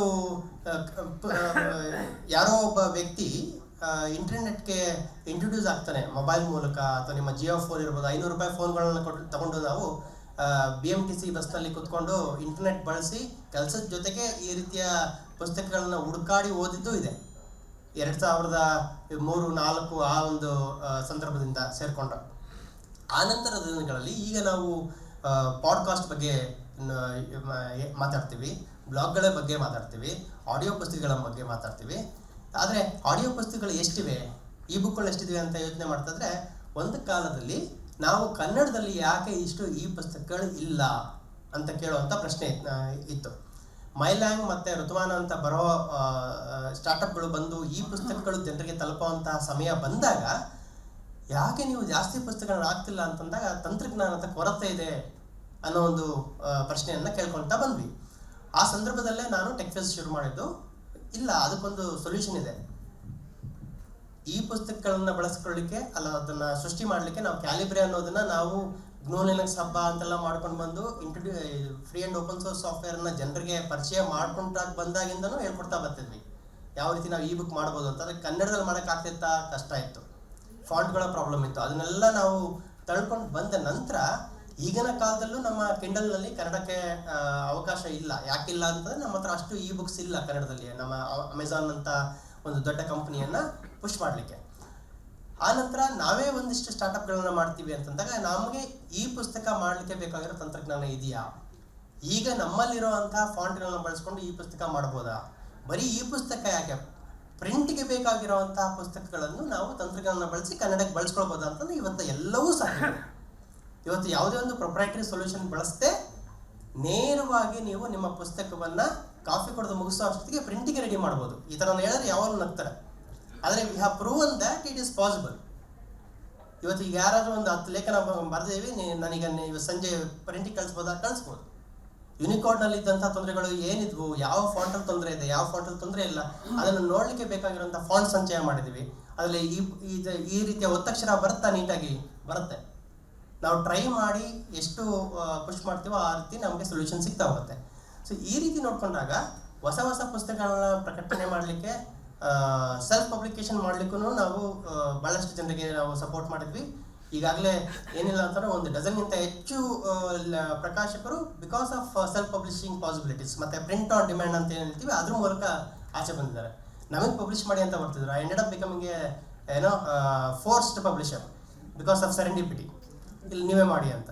ಸೆರೆಂಡಿಪಿಟಿ ನಾನು ಈ ಪುಸ್ತಕ ಅಂತ ನೋಡಿದಾಗ ನೀವು ಯಾಕೆ ಇಷ್ಟು ಕೆಟ್ಟದಾಗಿ ಈ ಪುಸ್ತಕ ಮಾಡಿದ್ದೀರಿ, ನಾನು ಮಾಡಿದ್ದೀನಿ, ಬೇಕಿದ್ರೆ ಅದಕ್ಕಿಂತ ಚೆನ್ನಾಗಿ ಮಾಡಿ ಅಂತಂದರು. ಸರಿಯಾಗಿ ಮಾಡಿಕೊಟ್ಟೆ. ಆ ನಂತರ ಈಗ ಜನ ಪ್ರಿಂಟ್ ಕೇಳ್ತಾ ಇದ್ದಾರೆ, ಪ್ರಿಂಟ್ ಮಾಡಿ. ಎಲ್ಲಿಂದ ಪ್ರಿಂಟ್ ಮಾಡಲಿ? ಇಲ್ಲ, ಹುಡುಕೋಣ. ಯಾವ ಪಾರ್ಟ್ನರ್ ಸಿಗ್ತಾರೆ, ಯಾರು ಪ್ರಿಂಟ್ ಮಾಡ್ತಾರೆ, ಯಾರು ಡಿಜಿಟಲ್ ಆಗಿ ಪ್ರಿಂಟ್ ಮಾಡ್ತಾರೆ. ತುಂಬ ಕಾಸು ಖರ್ಚು ಮಾಡಿದ್ರೆ ನನಗೆ ಬೇಕಾಗಿರೋಷ್ಟು ಮಾತ್ರ ನಾವು ಪ್ರಿಂಟ್ ಮಾಡ್ಕೊಳ್ಬೋದು ಅಂತ ಹುಡ್ಕೊಳ್ತಾ ಹೋದಾಗ ಅದು ಸಾಧ್ಯ ಆಯಿತು. ಇದಿರೋದ್ರಿಂದ ಓಕೆ, ನೀವು ಆ ಪುಸ್ತಕ ಪ್ರಿಂಟ್ ಮಾಡಿದ್ರಲ್ಲ, ನಮ್ದಿಗೆ ನೀವು ಸಹಾಯ ಮಾಡ್ಬೋದಾ? ಸರಿ, ಅದನ್ನೇ ಒಂದು ಸರ್ವಿಸ್ ಮಾಡೋಣ ಅಂತ ಆ ಥರ ನೋಡ್ಕೊಂಡು ಹೋದಾಗ ನಾವು ಇವತ್ತೇನು ಅನ್ನದ ಭಾಷೆ ಆಗಬೇಕು ಅಂತ ನಾವು ಕನ್ನಡದಲ್ಲಿ ಮಾತಾಡ್ತೀವಿ, ಅದಕ್ಕೆ ಸಾಧ್ಯತೆಗಳನ್ನು ನಾವು ಹುಡ್ಕೊಳ್ತಾ ಹೋದ್ವಿ. ಅದು ಸಾಧ್ಯ ಆಯಿತು. ಜೊತೆಗೆ ಇವತ್ತು ರೀಡರ್ಸ್ ಇದ್ದಾರಾ? ಇವತ್ತು ವಚನ ಸಂಖ್ಯೆ ಜನರಿಗೆ ಪರಿಚಯ ಆಗಿದ್ದು 2013ರಲ್ಲಿ. ಅದ್ರ ಮೇಲೆ ಕೆಲಸ ಮಾಡ್ಲಿಕ್ಕೆ ಶುರು ಮಾಡಿದ್ದೆ 2012ರಲ್ಲಿ. ನಾವು ಹೊಸದಿಂದ್ರ ಅವ್ರು ಯಾವಾಗಲೂ ಬರೋರು, ನೀವು ವರ್ಷಾಂಗಟ್ಟಲೆ ತಗೊಳ್ತಿದ್ದೀರಾ ಈ ಒಂದು ಸಣ್ಣ ಕೆಲಸ ಮಾಡೋಕ್ಕೆ ಅಂತ. ಹೌದು ಸರ್, ಅದು ಸಣ್ಣ ಕೆಲಸನೇ, ಬಟ್ ಅದಕ್ಕೆ ಬೇಕಾಗಿರೋ ಪ್ರಿಪ್ರೇಷನ್ ದೊಡ್ಡದು ಅಂತ. ಬಟ್ ವಚನ ಸಂಚಯ ಮಾಡಿದ ನಂತರ ದಾಸ ಸಂಚಯದ 16,500 ಕೀರ್ತನೆಗಳನ್ನು ಆನ್ಲೈನ್ ಆಗಲಿಕ್ಕೆ ನಮಗೆ ತಗಲಿದ ಸಮಯ 3 ಗಂಟೆ. ಇವತ್ತು ಅದೇ ರೀತಿಯ ಕೆಲಸವನ್ನು ನಾವು ಬೇರೆ ಕನ್ನಡದ ಸಾಹಿತ್ಯವನ್ನು ನಾವು ಆನ್ಲೈನ್ ಹಾಕಲಿಕ್ಕೆ ನಮಗೆ ಬೇಕಾಗಿರೋ ಒಂದು ಅರ್ಧ ಗಂಟೆ. ಯಾಕಂದರೆ ಸೋರ್ಸ್ ಕೋಡ್ ಇದೆ, ಅದನ್ನು ರೀಯೂಸ್ ಮಾಡ್ಬೋದು. ನಮಗೆ ಬೇಕಾಗಿರೋ ರೀತಿ ನಾವು ತಂತ್ರಜ್ಞಾನ ಬಳಸ್ಕೊಳ್ಬೋದು. ಅದನ್ನು ಬಳಸ್ತಿರೋ ಜನ ಪ್ರತಿ ತಿಂಗಳು 10,000ಕ್ಕಿಂತ ಹೆಚ್ಚು ಬರೀ ವಚನ ಸಂಚಯವನ್ನು. ಈಗ ನಾವು ಡಿಜಿಟೈಸ್ ಮಾಡ್ತಿರೋವಂಥ ಪುಸ್ತಕಗಳು, ನಾವು ಬರೀ ಸರ್ವೆನ್ಸ್ ಆಫ್ ನಾಲೆಜಲ್ಲಿ ಹಾಕಿರುವಂತಹ ಸುಮಾರು 69,000 ಪುಸ್ತಕಗಳನ್ನು ಇದುವರೆಗೆ 3.5 ಕೋಟಿಗೂ ಹೆಚ್ಚು ಜನ ಓದಿದ್ದಾರೆ. ಅದರಲ್ಲಿ ನಿರಂಜನ ಅವರ ಒಂದು ನಿಮಗೆ ಭಾಳಷ್ಟು ಜನಕ್ಕೆ ಈ ಪುಸ್ತಕ ಗೊತ್ತಿತ್ತು ಅಂತ ನನಗೆ ಗೊತ್ತಿರಲಿಲ್ಲ, ಯಾಕಂದರೆ ನಾನು ಆ ಪುಸ್ತಕನ ನೋಡೇ ಇರಲಿಲ್ಲ. ಕೆರಿಯರ್ ವಿಶ್ವಕೋಶ ಕಿರಿಯರ ವಿಶ್ವಕೋಶನ ನಾವು ಆನ್ಲೈನ್ ಹಾಕಿದ್ವಿ. ಇವತ್ತು 75,000 ಜನ ಆ ಕಿರಿಯರ ವಿಶ್ವಕೋಶದ ಸಂಪುಟವನ್ನು ಓದಿದ್ದಾರೆ. ಯಾವುದೇ ಒಂದು ಇವತ್ತು ಸಿ ಪಿ ನಾಗರಾಜ್ ಮೊನ್ನೆ ಹೇಳ್ತಾ ಇದ್ರು, ನನ್ನ ಪುಸ್ತಕನ ನೀವೆಲ್ಲ ಆನ್ಲೈನ್ ಹಾಕಿದ್ರಲ್ಲ, ನಾನು ವಾರಕ್ಕೊಂದ್ಸಲ ನೋಡ್ತಾ ಇರ್ತೀನಿ, ಈಗಾಗಲೇ 1,500 ಜನ ನನ್ನ ಪುಸ್ತಕ ಓದಿದ್ದಾರೆ. ಹೆಂಗೆ ಓದಿದ್ರು ಅವರು? ಅವ್ರಿಗೆ ಹೇಗೆ ಸಿಕ್ತು ಈ ಪುಸ್ತಕ? ನಾನೆಲ್ಲೂ ಹಾಕಲಿಲ್ಲ, ನಾನು ವಾಟ್ಸಪ್ಪಲ್ಲಿ ಹಾಕಲಿಲ್ಲ, ಫೇಸ್ಬುಕ್ಕಲ್ಲಿ ಹಾಕಲಿಲ್ಲ, ಎಲ್ಲಿ ಓದಿದ್ರು ಜನ? ಸರ್ ಹುಡ್ಕೊಂಡು ಬರ್ತಾರೆ. ಯಾಕೆ ಹುಡುಕ್ತಾ ಇದ್ದಾರೆ ಅಂತಂದರೆ, ನಾವು 2010 ಇಲ್ಲ, ನಾವು ಪುಸ್ತಕದ ಹೆಸರು ಕನ್ನಡ ಇಂಗ್ಲೀಷ್ ಎರಡರಲ್ಲೂ ಇರಬೇಕು, ಮೆಡಿಟೇಟರ್ ಮೇಲೆ ನಾವು ಕೆಲಸ ಮಾಡಬೇಕು, ಗೂಗಲ್ ಸರ್ಚ್ನಲ್ಲೂ ಕೂಡ ನಾವು ಆಗ್ತಿರೋಂಥ ಮಾಹಿತಿ ಇಂಡೆಕ್ಸ್ ಆಗಬೇಕು ಅಂತ ಮಾಡಿದ ಕೆಲಸದ ಪ್ರತಿಫಲವಾಗಿ ಇವತ್ತು ನಮಗೆ ಈ ಒಂದು ಸಾಧ್ಯತೆ ಸಿಕ್ಕಿದೆ. ಇವತ್ತು ನೀವು ಯಾವ ಪುಸ್ತಕದಲ್ಲಿ ಯಾವ ಸಾಲಲ್ಲಿ ಏನಿದೆ ಅಂತ ಹುಡುಕ್ಬೇಕು. ನೀವು ಉದಾಹರಣೆಗೆ ಒಂದು ಪ್ರಶ್ನೆ ಕೇಳ್ತೀನಿ ಎಲ್ಲರಿಗೂ, be the change you wish to be, ಯಾರು ಹೇಳಿರ್ಬೋದು ಈ ಒಂದು ಸಾಲು? ಆದರೆ ಇದು ಗಾಂಧಿ ಹೇಳಿದ್ದಲ್ಲ. ಈ ಒಂದು ಸಾಲನ್ನು ಬರೆದಿದ್ದು ಲೂಯಿ ಫಿಶರು ಗಾಂಧಿಯ ಬಯೋಗ್ರಫಿನಲ್ಲಿ ಗಾಂಧಿಯನ್ನು ಒಂದು ಸಾಲಿನಲ್ಲಿ ಎಕ್ಸ್ಪ್ಲೇನ್ ಮಾಡಲಿಕ್ಕೆ ಬರೆದಂಥ ಸಾಲು. ಇವತ್ತು ನೀವು ಅದನ್ನು ಹುಡುಕ್ಬೇಕು ಅಂತಂದ್ರೆ ಸುಲಭ ಹುಡುಕ್ಬೋದು. ಯಾಕಂದರೆ ಇಡೀ ಗಾಂಧಿ ಭವನದ ಲೈಬ್ರರಿ ಇವತ್ತು ಡಿಜಿಟೈಸ್ ಆಗಿದೆ. ನೀವು ಆ ಸಾಲನ್ನು ಹಾಕಿ ಯಾವ ಪುಸ್ತಕದಲ್ಲಿ ಇದೆ ಅಂತ ಹುಡುಕ್ಬೇಕು ಅಂತಂದರೆ ಅಲ್ಲಿ ಇವತ್ತು ಹುಡುಕ್ಲಿಕ್ಕೆ ಸಾಧ್ಯ. ಇದನ್ನು ನೀವು archive.org ಇದೆ ಅಂತ ಗೊತ್ತಿಲ್ಲದೆ ಇದ್ರೂ ಚಿಂತೆ ಇಲ್ಲ, ನೀವು ಗೂಗಲ್ನಲ್ಲಿಂದ ಬೇಕಾದ್ರೂ ಹುಡುಕಿ ನೀವು ಆ ಸಾಲನ್ನು ಇವತ್ತು ಪಡ್ಕೊಳ್ಬೋದು. ಯಾಕಂದರೆ ಡಿಜಿಟೈಸ್ ಆಗಿದೆ, ಇವತ್ತು ಆನ್ಲೈನಲ್ಲಿ ಆ ಪುಸ್ತಕ ಸಿಗ್ತಾ ಇದೆ, ಇಟ್ ಇಸ್ ಮೇಡ್ ಅವೈಲಬಲ್. ರಿಸರ್ಚಿಗೆ ಆಕ್ಸೆಸ್ಗೂ ಈ ರೀತಿ ಸಿಗ್ತಿರೋದ್ರಿಂದ ಪುಸ್ತಕಗಳ ಓದುವ ಓದುಗರು ಬೇರೆ ಬೇರೆ ರೀತಿ ನಿಮಗೆ ಸಿಗ್ತಾ ಇದ್ದಾರೆ. ಕನ್ನಡದ ಓದುಗರು ಅಷ್ಟೇ. ಇದು ಕಸ್ತೂರಿಯ ಸಂಚಿಕೆಗಳನ್ನು 1000 ಜನ ಓದಿದ್ದಾರೆ. ಇವತ್ತು ಹೊಸತು ಪತ್ರಿಕೆ ಕೆಲವೊಂದು ಸಂಚಿಕೆಗಳಂತೂ 3,000-4,000 ಜನ ಓದಿದ್ದಾರೆ. ಯಾವುದೇ ಒಬ್ಬ ಲೇಖಕರ ಈ ಹೊಸ ಮನುಷ್ಯ ನಮಗೆ DS ನಾಗಭೂಷಣ್ ಅವರ ಪುಸ್ತಕಗಳನ್ನು ಸವಿತಾ ನಾಗಭೂಷಣ್ ಬೆಂಗಳೂರಿಗೆ ಕಳಿಸ್ಕೊಟ್ಟಾಗ ಅವರ ಹೊಸ ಮನುಷ್ಯ ಇತ್ತು ಅನ್ನೋದೇ ನಮಗೆ ಎಷ್ಟೊಂದು ಜನಕ್ಕೆ ಗೊತ್ತಿರಲಿಲ್ಲ. ಗೊತ್ತಾದ ನಂತರ ಅದು ಓದಲಿಕ್ಕೆ ಶುರು ಮಾಡಿದ ಜನ ಬಹಳಷ್ಟು ಸಂಚಿಕೆಗಳನ್ನು ಒಂದಾದ್ಮೇಲೆ ಒಂದು ಓದಲಿಕ್ಕೆ ಶುರು ಮಾಡಿದರು. ಅದೇ ರೀತಿ ಮಾನಸ ಅಂತ ಒಂದು ಪತ್ರಿಕೆಯನ್ನು ಡಿಜಿಟೈಸ್ ಮಾಡಿದ್ವಿ. ಆ ಇಡೀ ಮಾನಸ ಪತ್ರಿಕೆಯ ಸಂಚಿಕೆಗಳು ಇವತ್ತೆಲ್ಲ ಆನ್ಲೈನ್ ಇದೆ. ಮೊನ್ನೆ ಮುಂಜಾವು ಪತ್ರಿಕೆ ಅದನ್ನು ಡಿಜಿಟೈಸ್ ಮಾಡ್ತಿದ್ದೀವಿ. ಈಗ ಇವೆಲ್ಲ ಆನ್ಲೈನ್ ಇದೆ. ಇನ್ನೂ ಜನಕ್ಕೆ ಗೊತ್ತಿಲ್ಲ, ಆದರೆ ಈಗಾಗಲೇ ಓದಲಿಕ್ಕೆ ಶುರು ಮಾಡಿಬಿಟ್ಟಿದ್ದಾರೆ. ನಾವಿನ್ನೂ ಅದನ್ನು ಮೆಡಿಟೇಟ ಮುಗಿಸಿಲ್ಲ. ಸೊ ಜನರಿಗೆ ಇಷ್ಟು ಇದೆ ಅಂತ ಗೊತ್ತಾಗಬೇಕು ಅಂತ ಅವಶ್ಯಕತೆಯೂ ಕೂಡ ಈ ಡಿಜಿಟಲ್ ಯುಗದಲ್ಲಿ ಇಲ್ಲ. ಆದರೆ 1000 ಜನ ಕನ್ನಡನ ಓದೋರು ಇದ್ದಾರಾ ಅಂತ ಕೇಳಿದ್ರೆ ಖಂಡಿತವಾಗೂ ಇದ್ದಾರೆ. ಅದನ್ನು ಎಲ್ಲ ಬೇರೆ ಬೇರೆ ಏಜ್ ಗ್ರೂಪ್ನವರು, ಬೇರೆ ಬೇರೆ ದೇಶಗಳಲ್ಲಿರುವಂಥ ಕನ್ನಡಿಗರು ಕೂಡ ಅದನ್ನು ಓದ್ತಾ ಇದ್ದಾರೆ. ಕನ್ನಡಿಗರು ಅಷ್ಟೇ ಅಲ್ಲ, ಈಗ ಒಡಿಯಾ ವಿವಾಹ ಅಂತ ಒಂದು ಸುಮಾರು 40 ವರ್ಷ ಹಳೆಯ ಒಂದು ನಾನ್ ಪ್ರಾಫಿಟ್ ಆರ್ಗನೈಸೇಷನ್ ಒಡಿಸ್ಸಾದು, ಅವರ 13,000 ಒಡಿಯಾ ಬುಕ್ಗಳನ್ನು ನಾವು ಆನ್ಲೈನ್ ಹಾಕಿದ್ವಿ. ಅವರ ವೆಬ್ಸೈಟ್ಗೆ ಹೋಗಿ ಅದನ್ನು ಹುಡ್ಕೋದು, ಸರ್ಚ್ ಮಾಡೋದು, ಡೌನ್ಲೋಡ್ ಮಾಡ್ಕೊಳ್ಳೋದು ತುಂಬ ಕಷ್ಟ ಆಗ್ತಾ ಇತ್ತು. ಅದನ್ನು ರನ್ ಮಾಡಿದ ವ್ಯಕ್ತಿಗಳು 2 ಮುದುಕಿ, ಓಕೆ, ತಮ್ಮ ಇಡೀ ಜೀವನದ ಬಹಳಷ್ಟು ಪಾಲನ್ನು ಅವರು ಡಿಜಿಟೈಸೇಷನ್ಗೆ ಅಂತ ವ್ಯವಹರಿಸಿ ಅಷ್ಟು ಪುಸ್ತಕಗಳನ್ನ ಡಿಜಿಟೈಸ್ ಮಾಡಿ ಆನ್ಲೈನ್ ಹಾಕಿದ್ರು. ಇವತ್ತು ಅವರ ಪುಸ್ತಕಗಳನ್ನ ಸುಲಭ ಹುಡುಕ್ಬೋದು. ಅವರ ವೆಬ್ಸೈಟ್ ಬಗ್ಗೆ, ಅವರ ಕೆಲಸದ ಬಗ್ಗೆ ಜನಕ್ಕೆ ಇವತ್ತು ಗೊತ್ತಾಗ್ತಾ ಇದೆ. ಸೊ ಪಾಡ್ಕಾಸ್ಟ್ ಅಥವಾ ಆಡಿಯೋ ಬುಕ್ಸ್ಗಳನ್ನು ನೀವು ಕೇಳಿದರೆ, ಈ ಡಿಜಿಟೈಸ್ ಮಾಡಿರೋ ಪುಸ್ತಕಗಳಲ್ಲಿ ಇವತ್ತು ವಿಜುವಲಿ ಚಾಲೆಂಜ್ಡ್ ಪೀಪಲ್ ಕೂಡ ಕೇಳಿಸ್ಕೊಂಡು ಆ ಪುಸ್ತಕಗಳನ್ನ ಓದುವ ಸಾಧ್ಯತೆ ಇವತ್ತಿದೆ. archive.org ಈಗ ಕನ್ನಡ ಇಮಿಡಿಯೇಟ್ ಆಗಿ ನೀವು ಕಾಣಿಸಲ್ಲ, ಬಟ್ ಹಿಂದಿ ಕೊಟ್ಕೊಂಡ್ರೂ ನೀವು ಕನ್ನಡ ಪುಸ್ತಕವನ್ನು ನೀವು ಕನ್ನಡದಲ್ಲೇ ಕೇಳಿಸ್ಕೊಳ್ಬೋದು. ಆ ಸಾಧ್ಯತೆ ಕೂಡ ಇದೆ. ಪಾಡ್ಕಾಸ್ಟ್ ವಿಷಯಕ್ಕೆ ಬರೋದಾದರೆ, ಇವತ್ತು ಎಷ್ಟೊಂದು ಆಡಿಯೋ ಪುಸ್ತಕಗಳ ಕ್ರಿಯೇಷನ್ ಆಗ್ತಾ ಇದೆ. ವೈವಿಧ್ಯಮಯವಾದಂಥ ಪ್ರಯೋಗಗಳು ನಡೀತಾ ಇದೆ. ಆದರೆ ಇನ್ನೂ ನಾವು ತುಂಬ ದೂರ ಇದ್ದೀವಿ ಎಲ್ಲೋ ಅಂತ ಅನ್ಸುತ್ತೆ. ಇಲ್ಲಿ ಮೇಡಮ್ ಕೂಡ ಇದ್ದಾರೆ. ಆ್ಯಕ್ಚುಲಿ ಅವ್ರಿಗೂ ಒಂದು ಅನುಭವ ಆಗಿದೆ. ಯಾವುದೋ ಒಂದು ಬೇರೆ ಜಿಲ್ಲೆಗೆ ಹೋದರೆ ನಾವು ಮಾತಾಡೋ ಕನ್ನಡದ ರೀತಿಯೇ ಬೇರೆ, ನಮ್ಮ ಡೈಲೆಕ್ಟ್ಗಳು ಬೇರೆ. ಆ ರೀತಿ ನಾವು ಕನ್ನಡದಲ್ಲಿ ಹೊಸ ಹೊಸ ಸಾಹಿತ್ಯವನ್ನು ಆಡಿಯೋ ಫಾರ್ಮೆಟಲ್ಲಿ ತರ್ತಿದ್ದೀವ? ನಮಗೆ ಪ್ರಶ್ನೆ ನಮ್ಮ ಮುಂದೆ ಇದೆ. ಆ ರೀತಿಯ ಕೇಳುಗರಿದ್ದಾರೆ, ಆ ರೀತಿಯ ಪುಸ್ತಕದ ಓದುಗರಿದ್ದಾರೆ, ಅವರುಗಳನ್ನು ತಲುಪುವಂಥ ದೊಡ್ಡ ಚಾಲೆಂಜ್ ಕೂಡ ನಮ್ಮ ಮುಂದೆ ಇದೆ. ಥ್ಯಾಂಕ್ಸ್ ಓಂ. ಇಷ್ಟೊಂದು ವಿಸ್ತಾರವಾಗಿ ಹೇಳಿದಾಗ ಬೆಳವಣಿಗೆ ಆಗಿದೆ ಅಥವಾ ಸವಲತ್ತುಗಳನ್ನು ಉಪಯೋಗಿಸ್ಕೊಳ್ಳೋದ್ರ ಬಗ್ಗೆ, ಒಳ್ಳೆ ರೀತಿಯಲ್ಲಿ ಉಪಯೋಗಿಸ್ಕೊಳ್ಳೋದ್ರ ಬಗ್ಗೆ ನೀವು ನಂಗೆ ಹೇಳಿದ್ರಿ. ಇದನ್ನು ಇನ್ನು ನೆಗೆಟಿವ್ ವೇ ಆಲ್ಸೋ ಯೂಸ್ ಮಾಡ್ತಾರೆ. ಈ ಸಂಭಾವ್ಯ ವಂಚನೆಗಳೆಲ್ಲ ಆಗುತ್ತೆ. ಇದ್ರ ಬಗ್ಗೆ ಎಚ್ಚರಿಕೆ ಕೊಡಬೇಕಾಗತ್ತೆ. ಈ ಬಗ್ಗೆ ಮಾಹಿತಿ ಏನಾದರೂ ಕನ್ನಡದಲ್ಲಿ ಬರ್ತಾ ಇದೆ Srinidhi? You are a man of few words, but ನಮ್ಗೆ ಇದು ವಿಸ್ತಾರವಾಗಿ ಇದ್ರ ಬಗ್ಗೆ ಉತ್ತರ ಬೇಕು.